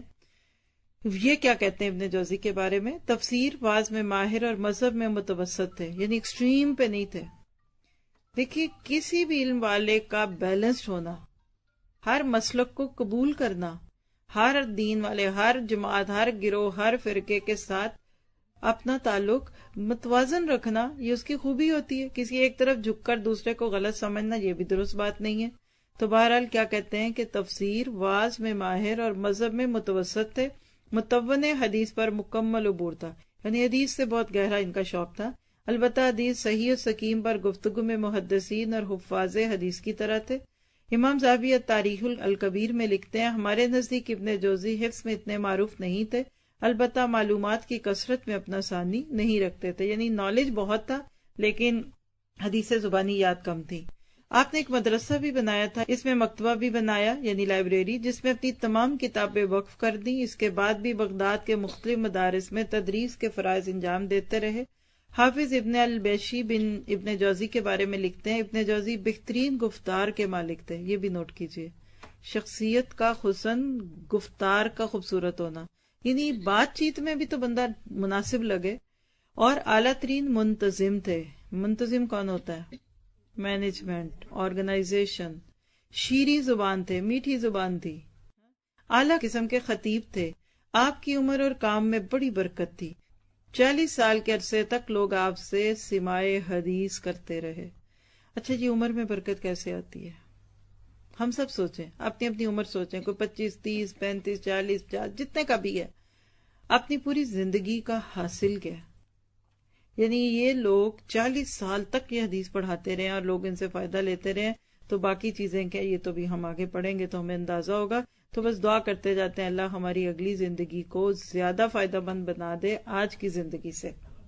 ان کی کردار کی ایک اور خوبی بہت بڑی تھی، اور وہ کیا تھی؟ حق گوئی اور خطابت. کیسے؟ آئیے پڑھیے. خطابت، آپ کا جہاد صرف تصنیف و تالیف اور قلم میں منحصر نہیں تھا، یعنی صرف لکھتے پڑھتے ہی نہیں رہتے تھے، بلکہ آپ فن واعظ و خطابت میں بھی اپنی مثال آپ تھے. خاص و عام سبھی میں معروف اور مشہور تھے. امام ابن کثیر آپ کے بارے میں کہتے ہیں واعظ و خطابت کے میدان میں ابن جوزی کا کوئی مقابل نہیں تھا. فصاحت و بلاغت، شیریں گفتاری، اثر انگیزی، عجیب و غریب نکات کے بیان، سریع الفہمی. سریع الفہمی کیا ہوتی ہے؟ بہت جلدی سمجھ آتے، فہم بہت اچھا تھا، انڈرسٹینڈنگ کا لیول تیز تھا، اور ادراک میں بھی بے نظیر تھے. حق گوئی، دین کے معاملے میں بڑے بڑے لوگوں کو خاطر میں نہ لاتے تھے. یہ نوٹ کریں، جہاں معاملہ دین کا آ جائے وہاں ہم تو چھوٹے چھوٹوں سے خطر میں آ جاتے ہیں، یہ تو بڑے بڑوں کو نہیں لاتے. مطلب یہ کہ اللہ کو ناراض کر کے بندوں کو خوش نہیں کرتے تھے. آپ کے واعظ میں بڑے بڑے روسا اور خلفاء شریک ہوتے تھے، اور دوران واعظ ایک مرتبہ اس گوشے کی طرف رخ کیا جہاں خلیفہ المستدی العباس بیٹھا ہوا تھا، اور فرمایا امیر المومنین، اگر آپ کے متعلق کچھ کہتا ہوں تو تجھ سے ڈرتا ہوں، اور اگر خاموش رہوں تو تیرے بارے میں ڈرتا ہوں. امیر المومنین، آپ کو یہ کہنا کہ اللہ سے ڈرو، یہ کہنے سے کئی گنا بہتر ہے کہ تم اہل بیت ہو، بخشے بخشائے ہوئے ہو. اور یہ بھی فرمایا، حضرت عمر فرمایا کرتے تھے مجھے کسی عامل کے بارے میں ظلم کرنا معلوم ہو جائے تو میں اس کو اپنی طرف منسوب کروں گا. امام ابن جوزی حق کے دفاع میں کسی کو خاطر میں نہ لاتے. بدعات و منکرات کے خلاف جنگ کی. اس عظیم کام میں کامیابی کے متعلق یوں فرماتے، کچھ اقوام بدعات و مذہبی تعصبات کو ہوا دینے لگی، ان کا میں نے تعاقب کیا. اللہ نے ان کے مقابلے میں میری مدد فرمائی اور ہمارا پلڑا ہی بھاری رہا. کیا سیکھا؟ جرأت پیدا کیجیے، نرمی، آسانی، آواز بھی اچھی، ملنے میں اچھے، خوش گفتار بھی، لیکن حق کو باطل اور باطل کو حق نہیں کہنا. یہ ایک بہت بڑی آزمائش ہوتی ہے، اور جب کوئی بندہ وقت کا معاشرے میں پھیلے ہوئے باطل پہ تنقید کرے گا تو اس کا لازمی نتیجہ اس پہ آزمائشیں آئیں گی. تو آئیے پڑھتے ہیں کہ راہ حق میں آزمائش اور ابتلا ان کی کیسے ہوئی. ابن جوزی آخری عمر میں آزمائش و ابتلا کا شکار ہوئے کہ ایک شخص رکن عبدالسلام بن عبد الوہاب بن عبد القادر الجیلی کے نام سے معروف تھا، جو صاحب تصنیف تھا مگر صحیح العقیدہ نہیں تھا. اس کے عقیدے میں زندیقہ تھا، اور اس کی کتابیں بھی بدعقیدگی سے بھری پڑی تھی اور غلط عقائد و نظریات پر مشتمل تھی. وزیر ابن یونس الحنبلی نے امام ابن جوزی کی موجودگی میں اس کی ساری کتابوں کو جلا دیا اور اس کے مدرسے کو ابن جوزی کے حوالے کر دیا. جب منصب وزارت پر غالی قسم کا حبیث الباطن رافضی ابن قصاب نامی شخص متمکن ہوا تو ابن یونس اور اس کے ساتھیوں کو پکڑنے کی کوشش کی، تو رکن عبدالسلام موقع کو غنیمت جان کر ابن قصاب کے پاس گیا اور کہا کہ تم ابن یونس کے ساتھیوں کی تلاش میں ہو. ابن جوزی اس کا سب سے بڑا دوست ہے اور ابو بکر کی اولاد میں سے. ابن یونس نے میرے دادے کا مدرسہ مجھ سے چھین کر ابن جوزی کو دے دیا، اور ابن جوزی ہی کے مشورے سے میرے دادا کی اور میری کتابوں کو جلا دیا گیا. ابن کثیب نے خلیفہ الناصر کو خط لکھا اور الناصر رافضیت کی طرف میلان رکھتا تھا اور ابن جوزی کو تکلیف پہنچانا بھی چاہتا تھا. حکم نافذ کیا کہ ابن جوزی کو رکن عبدالسلام کے حوالے کیا جائے. چنانچہ حکم نامہ ملنے پر رکن عبدالسلام ابن جوزی کے گھر گیا، ان کو گالیاں دی اور احانت امیز یعنی ڈسکریمنیشن والا یا برا رویہ اختیار کیا. گھر پر قبضہ کیا. چنانچہ ابن جوزی کے گھر والے ادھر ادھر ہو گئے اور امام صاحب کو پکڑ کر بذریعہ کشتی واسط لایا گیا اور وہاں ایک تنگ و تاریک گھر میں تنہا قید کیا گیا، حتیٰ کہ اپنے لیے خود کھانا پکاتے اور کپڑے دھونے کا بھی کوئی انتظام نہیں تھا. اس طرح 5 سال تک وہ قید کی حالت میں رہے. اس دوران غسل تک نہیں کرنے دیا، لیکن مشکلات پر صبر، باطل حکمرانوں کے مقابل میں حق کی دعوت کے لیے سینہ سپر ہونا، علماء، عاملین اور مجاہدین اور مخلصین کا ہمیشہ شیوا رہا ہے. ابن جوزی نے بھی صبر آزما مشکلات کو خندہ پیشانی سے برداشت کیا اور حق کا بول بالا کیا. علم پر عمل کے متعلق سعید الخاطر میں فرماتے ہیں، علم پر عمل کرنا ہی اصل الاصول ہے. بات سچ ہے، جو علم لیتے ہیں اس پہ عمل ہی تو کرنا ہے. دیکھیے اب ڈرائیونگ کیوں سیکھتے ہیں؟ تاکہ ڈرائیونگ کریں. اب ڈرائیونگ نہ کرے تو خالی ٹیسٹ دے کے لائسنس لینے سے تو فائدہ نہیں ہوگا. تو کہتے ہیں جو علم لیا جاتا ہے اس پہ اصل میں عمل کرنا ہی بات ہے. اور وہ شخص مکمل مسکین ہے جیسے علم کے حصول پر عمر کو ضائع کر دے جس پر عمل نہ ہو، اس سے تو دنیا کی لذت بھی گئی، آخرت کے ثواب سے بھی محروم رہا، قوت حجت کے باوجود مفلس و نادار رہا۔ کیا پتا چلا کہ یہ چیزیں انسان کو نہیں لانی۔ آئیے اینڈ پہ پڑھتے ہیں ان کی وفات، کیسے دنیا سے گئے۔ ابن جوزی داعیانہ یعنی دعوت دینے والے، کالر ٹو اللہ تعالی، مخلصانہ اور مجاہدانہ زندگی گزارنے کے بعد 90 سال کی عمر میں جمعے کی شب 12 رمضان 597 597 ہجرہ کو بغداد میں دارالفانی سے دارالبقا کی طرف کوچ کر گئے۔ تو کیا عمر ہوئی پھر ان کی ٹوٹل؟ 10 سال نکال دیجئے تو 87 ایئرس کی عمر میں دنیا سے گئے۔ مغرب اور عشاء کے درمیان انتقال ہوا، تہجد کے وقت نہلائے گئے، صبح پورا اہل بغداد آپ کے جنازے میں شریک ہوا۔ کیوں؟ کوئی سیاستدان تھے؟ کوئی دنیا میں فن اینڈ فرولک کے نام پہ معروف تھے؟ یہ سچے لوگوں کی نشانی ہے کہ ان کا حسن خاتمہ ہوتا ہے اور ان کے بعد ان کے جنازے میں بہت لوگ ہوتے ہیں۔ تاریخ کا سب سے بڑا جنازہ تھا۔ صبح کے وقت لوگ جنازہ لے کر چلے، قبر تک پہنچتے پہنچتے جمعے کا وقت ہو گیا۔ باب الحرب میں امام احمد بن حنبل کے مدفن کے قریب مدفون ہوئے۔ موت کے وقت یہ اشعار آپ کی زبان پر جاری تھے۔ دیکھیے موت کا وقت انسان کی اصل کھول دیتا ہے۔ اللہ سے کیا دعا کرتے ہیں؟ یا کثیر العفو یمن قصر الذنب لدی، اے گناہ گاروں کو کثرت سے معاف کرنے والے، جا کل مذنب یرجو الصفح عن جرم یدی، گناہ گار تیرے دربار میں اپنے گناہوں کی معافی کی امید کے ساتھ حاضر ہے۔ انا ضیف وجزا والضیف احسان الی، میں تیرا مہمان ہوں اور مہمان کے ساتھ احسان کا معاملہ کیا جاتا ہے۔ ساری زندگی علم کی خدمت کر کے تقوی، زہد اور جو کچھ اچھے اچھے کام ہیں وہ کر کرا کے دنیا سے جا رہے ہیں اور رو رہے ہیں کہ گناہ بڑھے ہیں۔ آج ہم اپنے اوپر لے کر سوچیں، ساری زندگی شاید منمانیاں کرتے جائیں اور مرنے کے ذات ہی اپنے نام کے ساتھ مرحوم و مغفور اور نہ جانے کیا کیا لفظ لگاتے ہیں۔ تو یاد رکھیے زندگی وہ زندگی ہے جو بعد میں دوسروں کو فائدہ دے۔ اس طرح سے اللہ کا یہ ایک اچھا بندہ اللہ کے پاس گیا اپنے گناہوں کے احساس کے ساتھ۔ اللہ تعالیٰ ان پر اپنی کروڑوں رحمت نازل فرمائے، ان کو جنت الفردوس میں اعلیٰ مقام عطا فرمائے اور ہمیں ان کے علم سے فائدہ اٹھانے کی توفیق دے۔ ہو سکتا ہے آج ان کے بارے میں پڑھتے ہوئے کچھ ساتھیوں کو بورنگ لگے یا کہ یہ کیا، ہم تو یہ کیا پڑھیں، لیکن دیکھیے یہ شخصیات تھیں تو پھر ہی وہ چیزیں لکھی۔ اگر آپ اس کتاب کا انڈیکس کھول لیجئے پیج بک کا شروع کا، تو 2-3 جملوں میں آپ کو کتاب کا تعارف کروا دوں کہ ہم اس میں کیا پڑھنے والے ہیں۔ آپ کھول لیجئے اپنی پیج کا بالکل شروع سے انڈیکس، جہاں پہ آپ کو پوری کتاب کا خلاصہ ہے، تاکہ آپ خود بھی دیکھیں کہ آپ کیا پڑھیں گے۔ آج تو چونکہ ایک پرسنالٹی پہ بات ہوئی ہے نا، لیکن بعد میں جو ہم پڑھیں گے انشاءاللہ وہ ہمارے سامنے ہے۔ آج ہم نے پڑھ لیا امام ابن جوزی کے حالات زندگی، جو اس میں تقریباً آپ دیکھیے کہ پیج نمبر 19 تک ہم نے پڑھا۔ اب اگلے چند پیجز میں ان کے اساتذہ کرام کے بارے میں بات ہوگی، پھر ہم ابن جوزی کی ٹائم مینجمنٹ سیکھیں گے کہ وہ وقت کا کیسے استعمال کرتے تھے، اور پھر یہ جو کتاب ہمارے سامنے اس کا تجزیہ۔ اب اس کا دیکھیے پیج 28 سے لے کر 141 پیج تک ہم گناہوں ہی پہ بات کریں گے۔ کس کو ڈر لگتا ہے گناہوں سے؟ ہمیں ڈر لگنا چاہیے نا۔ قرآن پاک میں آتا ہے کہ قیامت کے دن انسان سب سے زیادہ اپنے اعمال نامے سے ڈر رہے ہوگا۔ مشفقون مما فی، جو اندراجات ہے نا، انٹریز ہیں جو ہمارے گناہوں کی، اس سے ڈرے گا۔ تو کتنا اچھا موقع مل رہا ہے کہ ہم پڑھیں تو صحیح، دیکھیں تو صحیح کہ گناہ کیا ہے۔ ہم اس میں گناہوں کے نتائج پڑھیں گے، گناہوں کی جڑ کی 3 چیزیں، یعنی کیا روٹ میں 3 چیزیں ہوتی ہیں، اور آپ خود دیکھیں گے کہ اندازہ ہوگا۔ پھر اس کے بعد جو گناہوں کے اثرات، پھر گناہوں پہ جو پچھلی قوموں پہ عذاب آئے اور وہ اس میں طوفان، اور جو مختلف قوموں پہ جو عذاب تھے اس کی کچھ قسمیں۔ پھر ہم اس میں ایک ٹاپک پڑھیں گے گناہوں کی قسمیں کون سی ہیں۔ عموماً تو ہم کہتے ہیں نا کبیرہ گناہ، صغیرہ گناہ، لیکن اس میں مزید کلاسیفیکیشنز بھی ہیں۔ پھر گناہوں کی دوسری قسمیں، پھر عام لوگوں کی عادتیں، پھر علماء دنیا اور علماء حق، کون سا عالم دین والا ہے اور کون سا دنیا کے لیے کام کر رہا ہے، اس کا فرق دیکھیں گے۔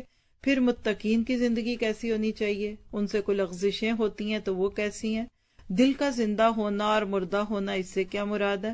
پھر اندر باطن کی اصلاح یعنی کردار سازی کیسے ہو۔ خواہشات نفس میں جب بہت زیادہ زیادتی ہو جاتی ہے، یعنی ہم اپنے نفس کی خواہشیں پوری کرتے ہیں تو اس سے کیا نقصان ہے۔ پھر ایک ٹاپک اس میں آئے گا ایمان اور گناہ پہ، حالات کی تبدیلی، گناہ اور نیک عمل کا انجام، اور پے در پہ لغزشیں، یعنی ہم بار بار گناہ کرتے ہیں. پھر یہ ہم گناہوں کے ہتھیار کیوں ڈال دیتے ہیں؟ کتنی دفعہ سوچتے ہیں یہ کام نہیں کرنا، پھر کر دیتے ہیں. پھر گناہوں کے انجام پہ غور و فکر، کسی گناہ کو چھوٹا نہیں سمجھنا، کس طرح اور کب کیا مانگا جائے، دعا مانگنے کا طریقہ. اور اسی طرح آپ دیکھتے جائیں گے کہ اس میں کافی چیزیں کرنے کے بعد ہم تقریباً 50 سے زائد اثرات دیکھیں گے گناہوں کے، جو اصل میں کتاب کا نام ہے کہ گناہوں کے اثرات. یعنی جیسے آپ کہتے ہیں بچے نے آئس کریم کھا لی تو اسے گلا خراب ہو گیا، یہ ہمارا ایک گمان ہے نا کہ ٹھنڈی چیز کھاتے ہیں تو گلا خراب ہوتا ہے. تو ہم 50+ اثرات پڑھیں گے جو ہم خود پہ آ رہے ہیں، اور ہم کہتے ہیں ہم نہیں پڑھتے اس کو تو کیا ہوگا، تو پھر بھگتتے رہے سارے اپنے دکھوں اور تکلیفوں کو. دیکھیے ایک ڈاکٹر آپ کے ساتھ کاؤنسلنگ کرتا ہے، آپ اپنی طبیعت بتاتے ہیں، مجھے غصہ آتا ہے، میرے اندر آگ لگتی ہے، میرے سر میں درد ہوتا ہے، کمر میں. پھر وہ پورے آپ کا ٹیسٹ کرتا ہے، پھر اس کے بعد آپ کو بلاتا ہے، 1 گھنٹے کی میٹنگ ہوتی ہے، آپ کے ساتھ آپ کا ٹرانسلیٹر بھی آتا ہے. وہ ڈاکٹر اس وقت کیا چاہ رہا ہوتا ہے کہ آپ کو پہلے سمجھائے کہ آپ کے اندر کیا پرابلمز ہیں، اور پھر آپ کو علاج دے گا. آپ کہتے ہیں میں نہیں جاتی ڈاکٹر کے پاس، بڑا مشکل لگتا ہے، ٹائم لگے گا، ہائی مجھے پتہ لگ جائے گا میرے اندر کیا ہے. تو ڈاکٹر کہے گا آپ گھر بیٹھیے، کسی دن اچانک ہارٹ اٹیک ہوگا، آپ دنیا سے چلی جائیں گی. تو کتنا بہتر ہے کہ آج جب کہ میں زندہ ہوں، میں آج اپنے اندر کی بیماریاں دیکھ لوں، اور اگر نہیں ہے تو مجھے ڈرنے کی ضرورت ہی نہیں. الحمدللہ. تو انشاءاللہ تعالیٰ اس کو پڑھیں گے. اللہ سے دعا کرتے ہیں کہ اللہ تعالیٰ ہمیں اخلاص دے، طلب دے، تڑپ دے، اور اللہ کے حکم سے ہم اس موضوع کو امید ہے کہ بہت زیادہ انجوائے بھی کریں گے. میں اپنی تاثرات دینا چاہوں گی کہ انٹروڈکشن جو بھی کتاب کا کبھی ہوتا ہے نا خطبہ، تو ہم کبھی نہیں پڑھتے. یہ جب بھی کتاب کو شروع کرتے ہیں نا، یہ 3-4 سیدھے ہم چھوڑ دیتے ہیں، آگے جہاں سے کتاب اصل شروع ہوتی ہے وہاں سے شروع کر لیتے ہیں، کیونکہ یہ ہمیں بہت بورنگ لگتی ہے چیز. تو یہ مجھے آج پتہ لگا کہ کتنا ضروری ہے کتاب کے لکھنے والے کے بارے میں بالکل. جاننا. آپ دیکھیں نا، ایک کھانا بھی خریدتے ہیں تو اس کے بھی انگریڈینٹس پڑھتے ہیں، تو کتاب کا شروع ہی نہیں پڑھا تو باقی کیسے ہوگا. چلیے، جزاک اللہ خیر. سبحانک اللہم و بحمدک، اشہد ان لا الہ الا انت، استغفرک و اتوب الیک.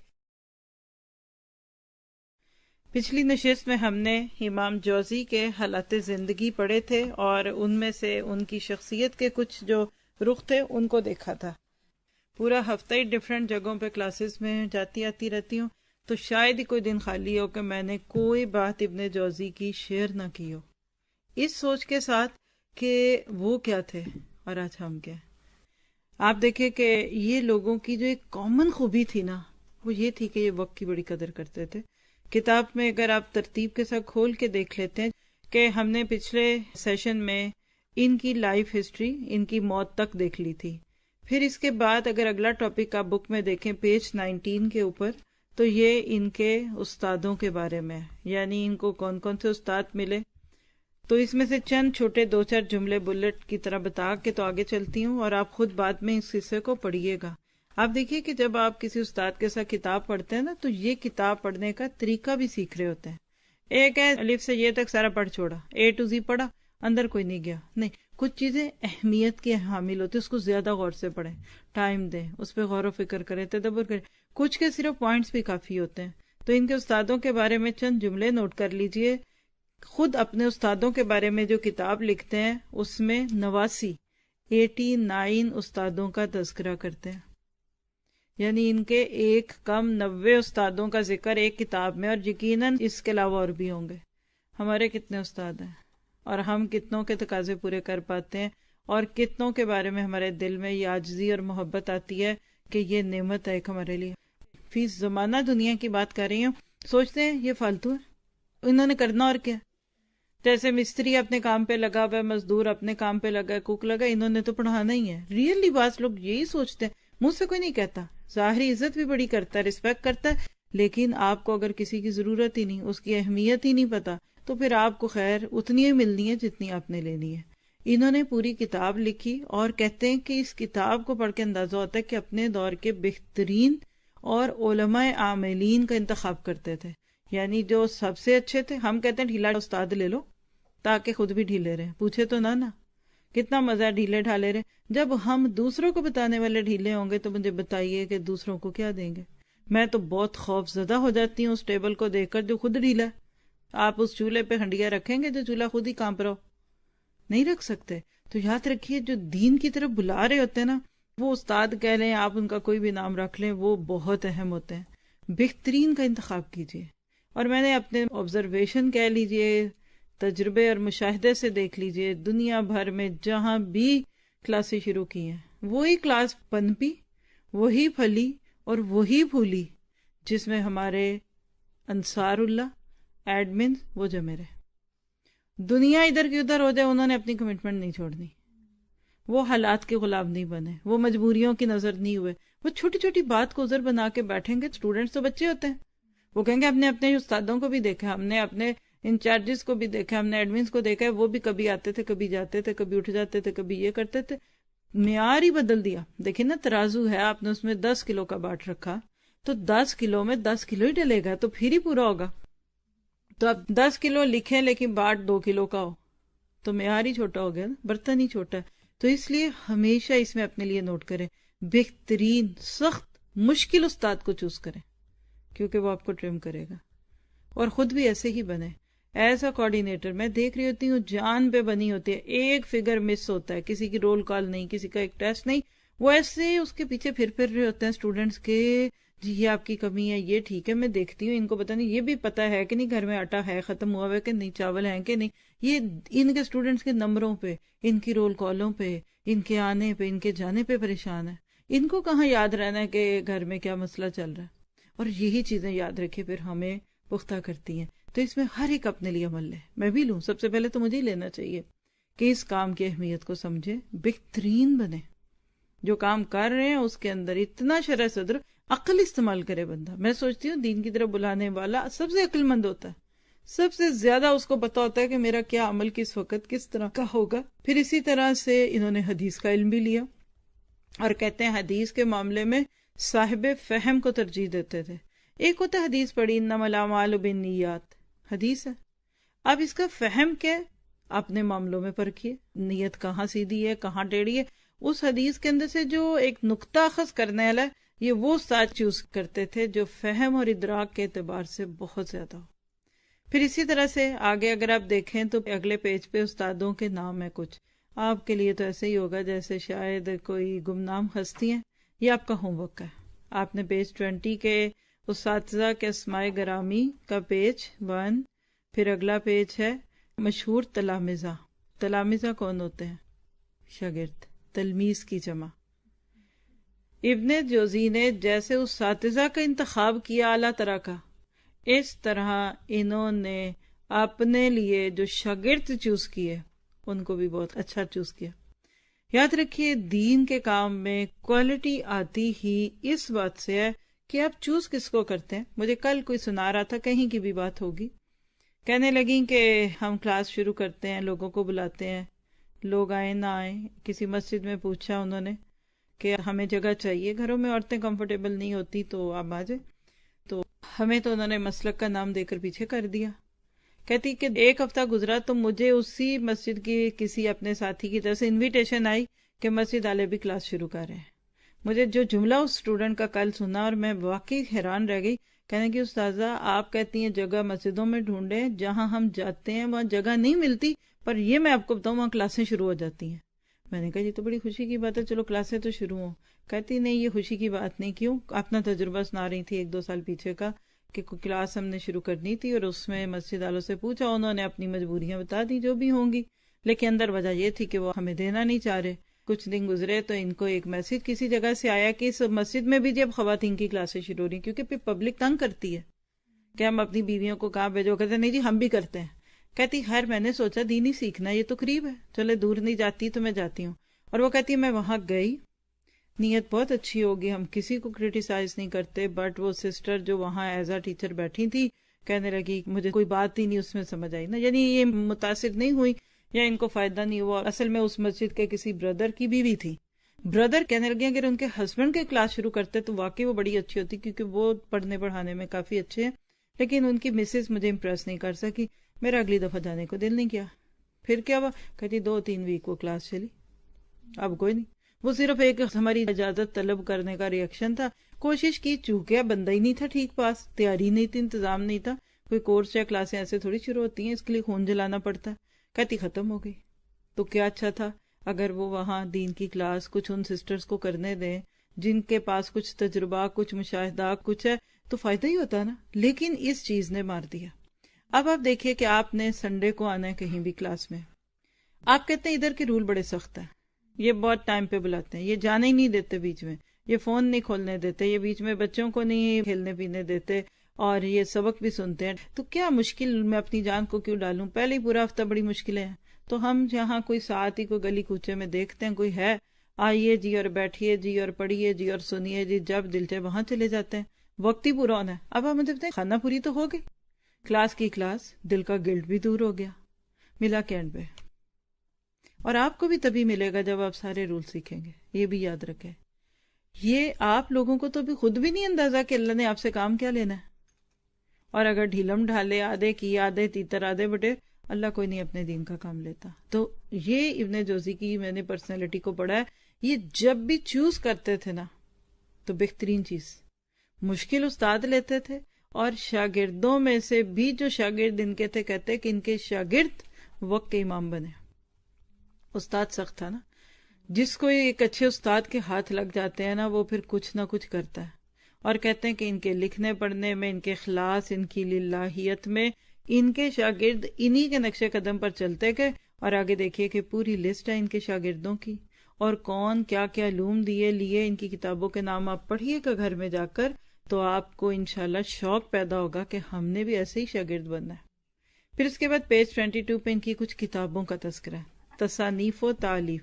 تصانیف اور تالیف میں کیا فرق ہے؟ ایک ہوتی ہے تصنیف اور ایک ہوتی ہے تالیف. تصنیف کا لفظ صنفہ سے ہے, خود لکھنا, اور تالیف کہتی ہے دوسری چیزوں کو جوڑنا. الف یؤلف, یعنی مختلف حدیثوں کو جمع کیا, جیسے تفہیم السنہ سیریز ہم پڑھتے ہیں. یہ کیا ہے؟ تالیف ہے. اس رائٹر نے مختلف حدیثیں جمع کی ہیں. کتاب الحج کے نام پہ, کتاب الزکوٰۃ نام پہ, آپ دیکھتے ہیں اس کتاب میں ان کا اپنا بہت کم ہوتا ہے. بات سمجھ گئے؟ تو حدیثوں کے مجموعے کو جمع کرنا, کچھ چیزوں کو کرنا. تو کیا کہہ گئے؟ اس پہ ایک خوبصورت جملہ لکھا ہوا ہے کہ وہ جسم و روح کے اعتبار سے تو ہم سے جدا ہو گئے, مگر ان کی یادیں, ان کی عظیم محنت کے ثمرات تاریخ کے صفحات پر زندہ و جاوید ہیں. کسی شاعر نے کیا خوب کہا, جوہلا یعنی جاہل, اگنورنٹ, جن کو علم کی کوئی قدر ہی نہیں, جن کا صرف ایک ہی غم ہے کھانا پینا بطن فرج, یا جن کو صرف دنیا داری کا ہی غم ہے. کہتے ہیں کہ جوہلا زندہ ہو کر بھی مردے ہیں, اور علماء مرنے کے بعد بھی زندہ ہیں. آج بھی لوگ ان کی کتابیں دیکھ کر, ان کی تصانیف کو دیکھ کر حیران ہیں. امام ابن تیمیہ رحمہ اللہ کا نام آپ نے سنا ہوگا. اپنی ایک کتاب میں العجوبۃ المصریہ میں کہتے ہیں, ان کا نام لے کر کہتے ہیں کہ مفتی اور صاحب تصانیف کثیرہ تھے. کئی فنون میں آپ کی تصانیف و تالیف ہیں, میں نے ان کو گنا تو 1000 سے زیادہ تھی. یعنی ابن جوزی کی لکھی ہوئی کتابوں کو امام ابن تیمیہ جس نمبر تک گن سکے وہ 1000 تھی. حافظ ذہبی ہیں, امام حافظ ذہبی کہتے ہیں میرے علم کے مطابق ابن جوزی کے برابر کسی عالم نے کتابیں نہیں چھوڑی, یعنی لکھا اتنا. اور البدایہ نہایہ کس نے لکھی ہے آپ کو پتہ؟ امام ابن کثیر نے. وہ ان کے بارے میں کہتے ہیں کہ وہ علوم میں منفرد تھے, یعنی یونیک تھے, ان جیسا کوئی اس جگہ ملا نہیں. کئی علوم پر ان کو دسترس تھی, مثلا اس کے ایکسپرٹ تھے. ان کی تصانیف 300 سے زائد ہیں, خود اپنے ہاتھ سے 200 سے زائد جلدیں لکھی. ہر علم میں وسیع مہارت, بلکہ مہارت تامہ. تامہ کس کو کہتے ہیں؟ تمام, مکمل, کمپلیٹ. مہارت تامہ رکھتے تھے, یعنی علم تفسیر, حدیث, فقہ, تاریخ, حساب, علم النجوم, طب, لغت, صرف و نحو. ان تمام علوم میں ان کی کئی تصانیف ہیں جو یہاں ہم بیان نہیں کر سکتے. تو آپ دیکھیے کہ یہ تعریفیں ایسے تو نہیں ہوتی نا. پھر آگے آپ پڑھیں گے تو ان کی آپ کو کچھ کتابیں ملیں گی. جو چیز اس وقت پڑھنے کے قابل آپ کے میرے لیے ہے وہ ہے 23 پیج پہ ابن جوزی کے ہاں وقت کی قدر و قیمت. اور اس کو کیا سوچ کے پڑھنا ہے؟ کیا ہم بھی اس وقت کو ایسے ہی لیتے ہیں؟ میں پڑھتی ہوں, میرے ساتھ ساتھ نظر دوڑاتے رہیے. ان کی سیرت کے کسی گوشے کو بھی ملاحظہ کیجئے کہ ان کے ہاں وقت کی کیا اہمیت تھی, وقت کو کس طرح بچاتے, مہمانوں کی آمد یا بیکار و بے مشغلہ افراد کے آنے کے وقت آپ کا طریقہ کار کیا رہا. اپنی معروف کتاب سید الخاطر کی جلد اول اور صفحہ 46, 46 اور 201 اور جلد دوم کے صفحہ 318 اور 19 اور تیسری جلد کے صفحہ 616 میں فرماتے ہیں، یعنی اب یہ ان کے کوٹس ہیں جو اس کتاب میں سے لیے گئے، انسان کو چاہیے کہ اپنے وقت کی قدر و قیمت کو پہچانے، ایک لمحے کو بھی بیکار ضائع نہ کرے بلکہ ہر لحظے کو ذریعہ ثواب بنائے، البتہ اس میں اپنی نیت کو فساد سے بچائے اور ہر قول و عمل میں نیت کو صاف اور خالص رکھے، جیسا کہ حدیث میں آتا ہے کہ مومن کی نیت اس کے عمل سے بہتر ہے۔ سلف صالحین یعنی پرانے لوگ، ہمارے علماء کرام، ہر لحظے کی حفاظت کرتے، فضول گوئی سے بچاتے، چنانچہ مشہور تابعی عامر بن عبد قیس جو عابد اور زاہد تھے، ان سے کسی نے کہا مجھ سے بات کیجئے تو فرمایا سورج کو روکو۔ کیا مطلب کہ تم سے بات کرنے میں جو میرا وقت لگ جائے گا وہ سورج سے کو رک جائے تاکہ میں اس وقت کو بعد میں استعمال کر سکوں۔ یہ لکھتے ہیں میں اکثر لوگوں کو دیکھتا ہوں کہ وقت کو عجیب انداز سے برباد کرتے ہیں، رات اگر لمبی ہو جائے تو فضول گوئی یا بے فائدہ قصے، کہانیوں اور ناولوں کو پڑھنے میں وقت صرف کرتے ہیں، رات کو تا ہو یعنی رات کے اندر اگر اندھیرا ہو تو رات کو نیند میں اور دن کو تفریح گاہوں اور بازاروں میں ضائع کرتے ہیں۔ وقت ضائع کرنے والوں کی مثال ان لوگوں کی سی ہے جو ایک کشتی میں سوار محو گفتگو ہوں اور کشتی ان کو انجان مقام کی طرف لے جا رہی ہے، یعنی رستہ بھول کے کشتی کہیں بھی پہنچ گئی، وہ باتیں کرتے رہے، انہوں نے نوٹ ہی نہیں کیا کدھر جا رہی ہے، یہ اپنے مقصد سے بے خبر ہے۔ بہت کم ایسے لوگ ہیں جو وقت کی قدر و قیمت اور اپنے وجود کے مقصد کا ادراک رکھتے ہیں۔ عمر بڑا قیمتی سرمایہ ہے، ہاتھ سے نکلنے سے پہلے اس سے کام لو اور اس کو قیمتی بناؤ۔ سچ بتائیں آج ہمارا کیا حال ہے، اور مجھے اب زیادہ اندازہ کہاں سے ہو رہا ہے لوگوں کے سونے جاگنے کا میسیجز سے۔ ایسی نظر پڑتی ہے اگلے دن میں کہتی ہوں یہ میسیج کب ہے، رات کو میسیج دیکھو تو 12 بجے 1 بجے۔ سسٹرز، ایون دین کی خدمت کرنے والے لوگ بھی 12-1 بجے تک جاگ رہے ہیں، کیسے زندگی میں برکت آئے گی؟ اور آپ صبح میں ذرا کہیں چلیں، کہیں چلتے ہیں، نہیں یہ تو سونے کا دن ہے، یہ تو آرام کا دن ہے، یہ تو بچے سو رہے ہیں، اٹھیں گے تو ناشتہ دینا ہے۔ یعنی آج ہمارا معمول بدل گیا ہے۔ بیکاروں کی صحبت سے اللہ کی بنا چاہتا ہوں۔ اکثر لوگوں کو میں دیکھتا ہوں کہ میرے ساتھ بھی عام وقت ضائع کرنے والوں کی طرح معاملہ کرنے کی کوشش کرتے ہیں اور اس کو زیارت یا خدمت کا نام دیتے ہیں۔ بات سمجھ رہے ہیں؟ یعنی عالم تھے نا تو لوگ آتے تھے کہتے تھے آپ کی زیارت کے لیے آئے یا آپ کی خدمت کرنا چاہتے ہیں، اور پاس بیٹھنے کا مطالبہ کرتے ہیں اور بیٹھ کر بے مقصد باتوں میں لگ جاتے ہیں، درمیان میں غیبت بھی شروع ہو جاتی ہے۔ یہ ہمارے زمانے کے اکثر لوگوں کا طریقہ ہے، خصوصاً عام خوشیوں اور عیدوں کے موقع پر۔ بات سچ ہے، یعنی ایک دیندار کا وقت کس طرح لوگ لے لیتے ہیں، آتے کسی محبت میں، نیت بھی اچھی ہوتی ہوگی پر اس کو احساس ہی نہیں ہو رہا ہوتا کہ اس کا وقت کس طرح اور لگنا تھا، لیکن اب اس کو ہم نے تو ستا دیا۔ اب دیکھیں نا کہ مروت میں وہ کیا کہے، جاؤ اٹھ جاؤ، یا یہ غیبت نہ کرو، مہمان کی ایک عزت ہوتی ہے۔ تو یہ کہتے ہیں کہ مجھے یہ چیز پسند ہی نہیں تھی کہ لوگ میرا اس طرح کا بیکار وقت لیں۔ اب اس میں یہ نہیں مطلب کہ بالکل نہ کوئی اس سے بات کرے، یعنی یہاں وہ کیا لکھ رہے ہیں، بے مقصد باتوں میں علمی باتیں ہو رہی ہیں، بیٹھیے بات کیجئے، کوئی پلاننگ ہو رہی ہے بات کیجئے، کوئی مشورہ کرنا ہے کیجئے، کوئی دکھ درد کرنا ہے کیجئے، لیکن بے تک کی ہانکنی، یہ بالکل ایک مومن کو تو بالکل بھی یہ سوٹ نہیں کرتا۔ ایک دوسرے کے پاس جاتے ہیں صرف مبارکباد دینے اور سلام کرنے پر اکتفا نہیں کرتے۔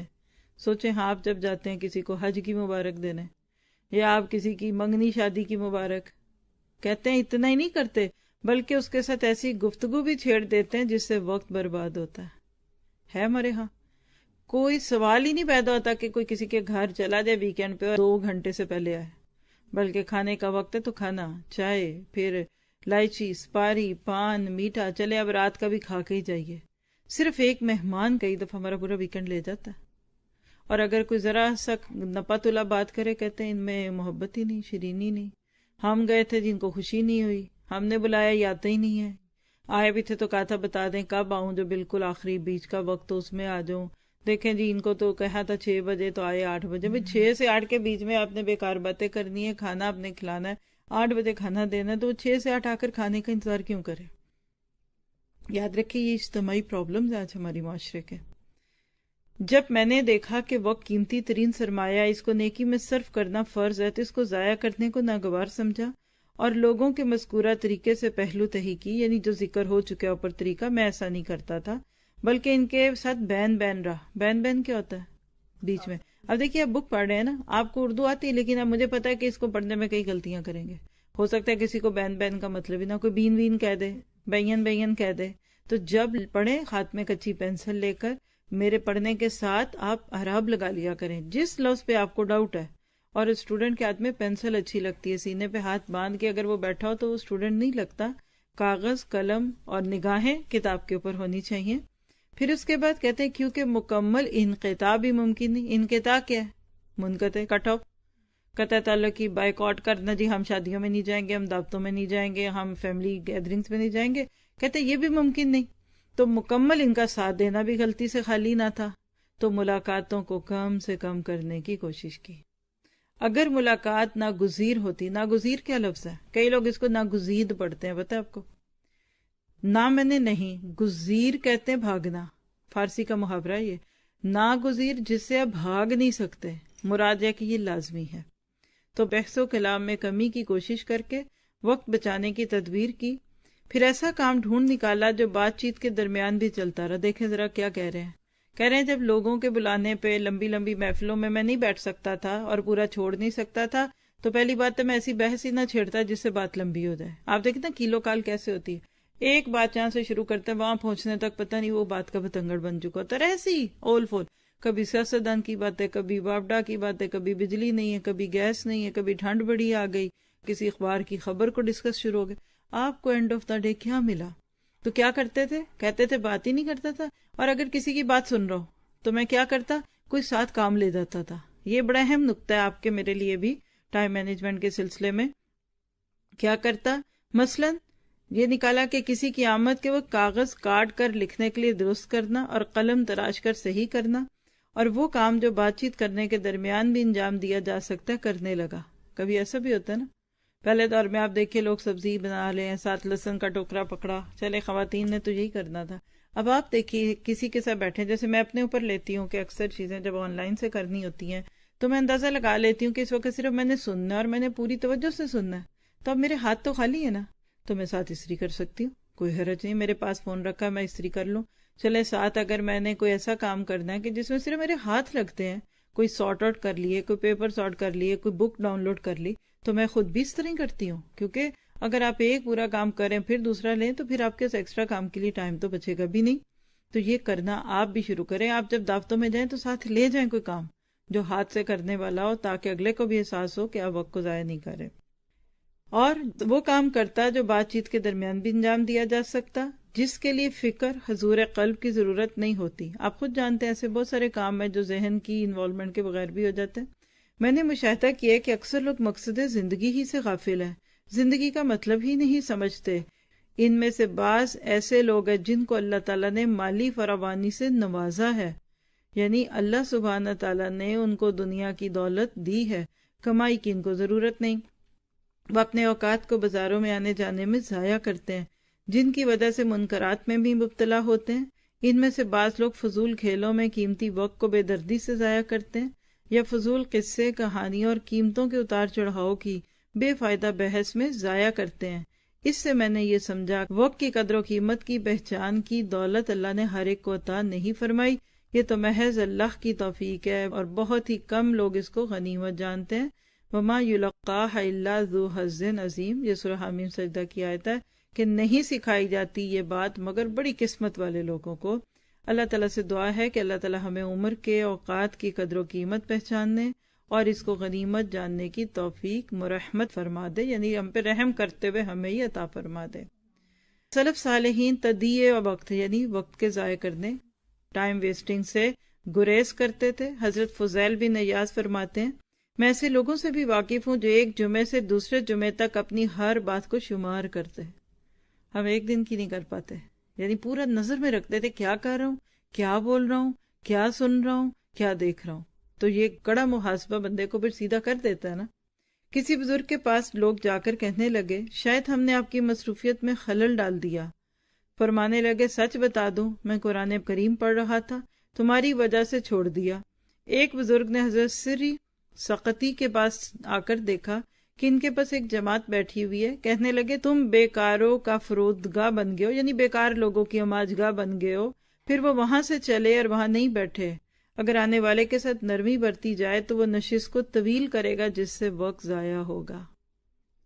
گائیڈ لائن مل رہی ہے آپ لوگوں کو کیسے وقت بچانا ہے. حضرت معروف کرخی کے پاس لوگ اگر دیر تک بیٹھے رہتے تو فرماتے سورج کو چلانے والا فرشتہ اس کو چلانے میں کوتاہی نہیں کرتا. آپ لوگوں کا کب تک اٹھنے کا ارادہ ہے؟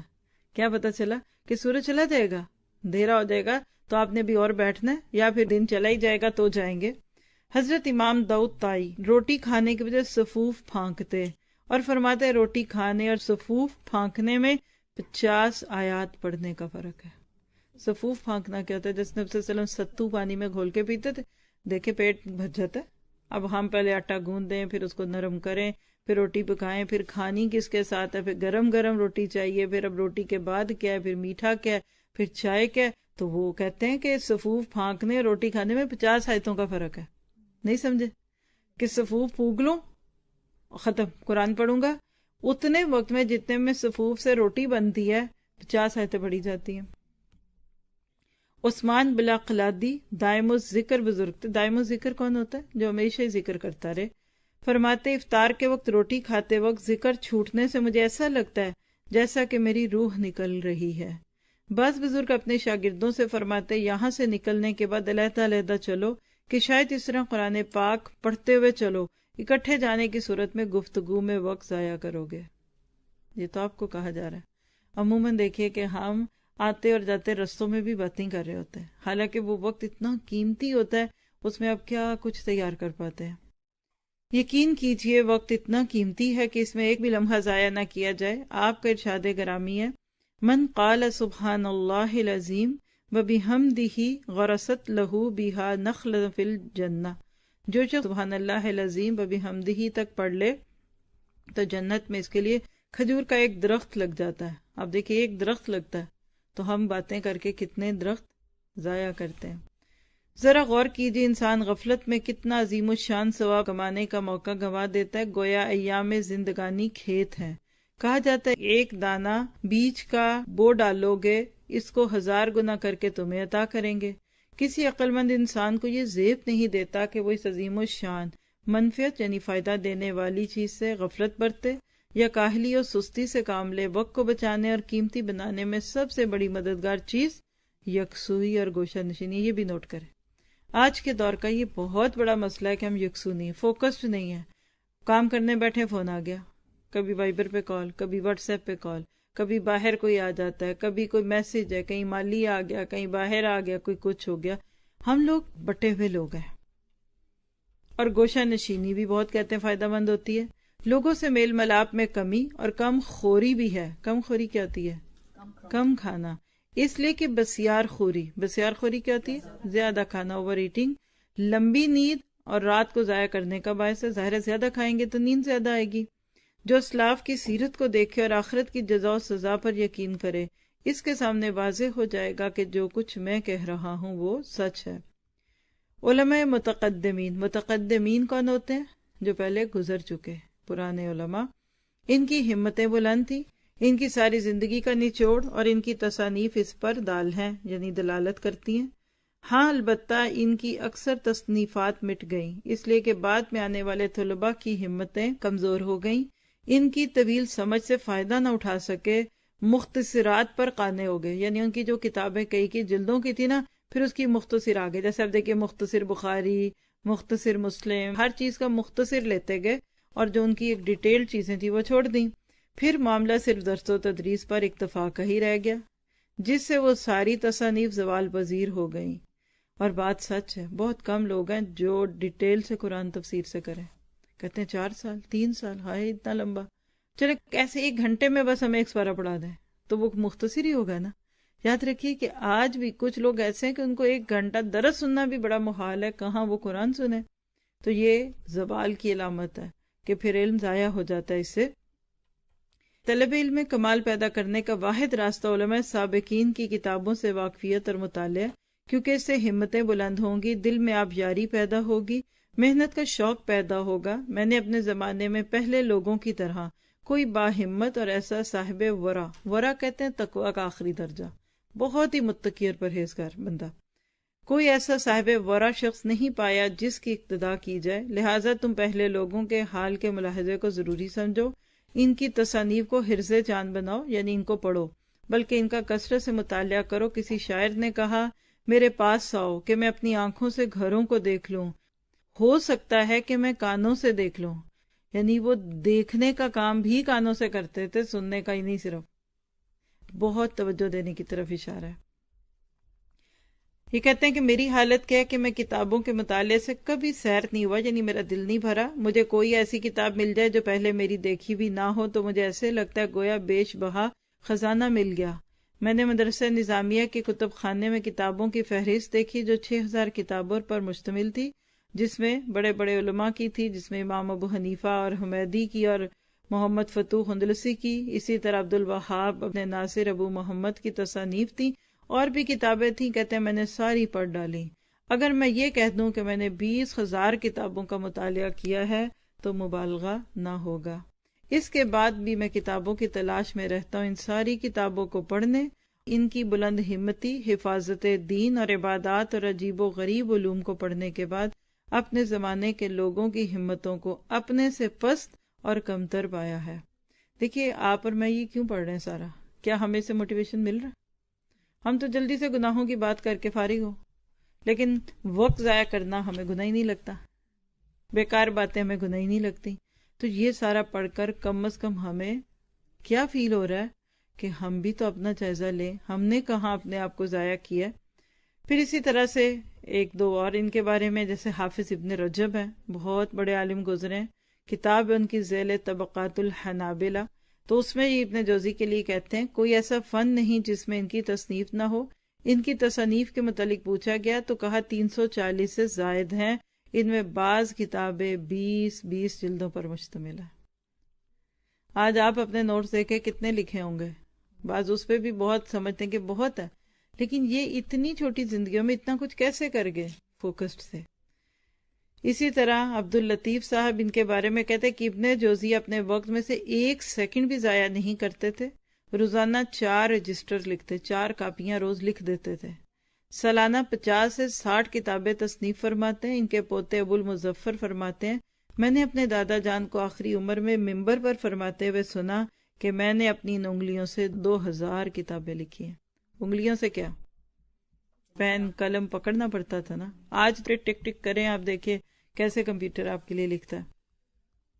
اسی طرح ابن الوردی ان کے بارے میں کہتے ہیں کہ میں نے ابن جوزی کے رجسٹروں کو ان کی عمر کے ایام پر تقسیم کیا تو روزانہ 9 رجسٹر بنے۔ اسی طرح ایک اور ہیں اللقمی، ان کے بارے میں کہتے ہیں ان کلموں کے برادے کو جمع کیا گیا جن سے ابن جوزی نے حدیث لکھی تو ایک بہت بڑا حصہ جمع ہوا۔ انہوں نے وصیت کی کہ میرے مرنے کے بعد غسل کے پانی کو ان برادوں سے گرم کیا جائے، تو ایسا ہی کیا گیا اور یہ برادے غسل کے پانی کو گرم کرنے کے لیے نہ صرف کافی ہوئے بلکہ بچ بھی گئے۔ شارپ کرتے نا پینسل، تو جو اس کی لکڑی کے چھوٹے چھوٹے سرے ہوتے ہیں اسی میں ان کو پھر پانی گرم کر کے غسل دیا گیا تھا۔ قدر تھی نا، آج تو قدر ہی نہیں ہے۔ میں سوچتی ہوں دین تو ایک سائڈ پہ کر دیں، وہ تو ہیں دجیاں بکھری ہوئی دین کی، وہ تو ہم نے اپنی مرضی سے ادھر ادھر کے۔ جو قوم علم کی قدر نہیں کرے گی، کتاب کی قدر نہیں کرے گی، وہ دین کی قدر نہیں کرے گی۔ آج کیوں اتنی زیادہ سہولتیں مانگتے ہیں دین میں لوگ؟ آج کسی سے کوئی بات کریں سود حلال کرو، یہ صحیح ہے، کچھ نہیں ہوتا، لڑکا لڑکی ہے، ملنے شادی سے پہلے بیٹھ جائے، یعنی موٹی موٹی باتیں 2-4 دیکھیے تو لوگ کیوں اس کے اوپر اب جم گئے ہیں۔ علم سے تعلق ٹوٹا ہوا ہے، وقت کی قدر نہیں، بیکار چیزوں میں پڑے ہوئے ہیں۔ بہرحال ان کے بارے میں ایک آخری کوٹیشن جو الاستاد عبد الحمید کی ہے، مؤلفات ابن جوزی کے نام سے اس کتاب میں لکھتے ہیں، اور اس کو کہتے ہیں کہ عراق کی وزیر ثقافت والارشاد نے 1385 میں طبع کیا تھا، یعنی آج سے تقریباً 10-11 سال پہلے اس کو پرنٹ کروایا تھا۔ اس میں ان کی 519 کتابیں لکھی ہیں، جن میں بڑی بڑی کتابیں 20 جلدوں پر مشتمل اور چھوٹی کتابیں بھی کئی صفحات پر مشتمل تھیں۔ اسی کے مقدمے میں ابن تیمیہ کے حوالے سے لکھا ہے کہ ابن تیمیہ نے عجوبۃ المصریہ میں لکھا کہ ابن جوزی بہت زیادہ لکھنے والے تھے اور مختلف علوم میں ان کی تصنیف جن کی تعداد 1000 سے بھی اوپر بڑھ گئی ہے۔ تو بس ہم یہی دعا کر سکتے ہیں کہ اللہ صراط الذین انعمت علیہم، کہ اللہ ہمیں ایسے لوگوں کا راستہ دکھا جن پہ تیرے انعام ہوئے۔ سچ بتائیں آج قبر میں ہی ہے نا، کھائے ہوئے کھانے، پیے ہوئے کھانے، سارا کچھ ان کی زندگی سے نکل گیا نا، ساتھ کیا گیا آپ اپنے اوپر لیں، اس کو اپنے پہ لیں، مجھے تو کسی کی اور فکر نہیں ہے، مجھے آپ کی فکر ہے، کیونکہ آپ کے نام کے ساتھ قرآن کا نام لگ چکا ہے۔ وقت ضائع نہ کیا کریں، بیکار مشغلوں میں جب ہم بیٹھتے ہیں اس سے دل کا نور چلا جاتا ہے، طلب چلی جاتی ہے، روحانیت چلی جاتی ہے، بات کا اثر ختم ہو جاتا ہے۔ ہر جگہ ہر محفل میں ہونا کوئی لازمی ہے کیا؟ ہمارے بغیر کوئی خوشی غم نہیں ہوتا، اور میں کہتی ہوں اب تو بائیکاٹ کرنا ہی پڑے گا آپ کو بھی، ہر اس گندی چیز کا جہاں سے اللہ نے روکا، ہر وہ حکم جو آپ نے خود اپنی آنکھوں سے قرآن میں پڑھ لیا ہے، اب کیا آپ اس پہ بیٹھے رہیں گے؟ کیا آپ جھوٹ کے گواہ بنیں گے؟ پھر آپ دیکھیں گے انشاءاللہ آپ کا دل کھلے گا۔ فائدہ ہوا ہمیں اس کو پڑھنے کا؟ کیا فائدہ ہوگا؟ کہ ہم نے بھی اپنی زندگی میں وقت کی قدر کرنی ہے، علم دوست بننا ہے، کتاب کے لیے وقت نکالنا ہے، فوکسڈ ہونا ہے، اور بیکار کھانے پینوں میں وقت ضائع نہیں کرنا، سب کچھ کیجئے حدوں میں رہ کر، اور جہاں دوسروں سے ملنے جانے آنے کی ضرورت پڑتی ہے تو ساتھ کچھ ایسے کام ضرور رکھنے ہیں کہ جس سے اگلے کو بھی احساس ہو۔ لیکن اگر آپ کوئی دوسرا کام کر رہے ہیں تو لوگ بیٹھ کے غیبتیں تو نہیں کریں گے، وہ کہیں گے یہ تو بڑی جلدی میں۔ تو آپ دیکھیے صرف ایک آپ کی وجہ سے خاندان کی محفلوں کا، دعوتوں، شادیوں کا ماحول بدل سکتا ہے، ٹھیک ہے؟ ابھی تک جو ہوئی ہے یہ الحمدللہ ان کے بارے میں پوری ہوئی۔ سبحانک اللہم و بحمدک، اشہد ان لا الہ الا انت، استغفرک و اتوب الیک۔ السلام علیکم و رحمۃ اللہ وبرکاتہ۔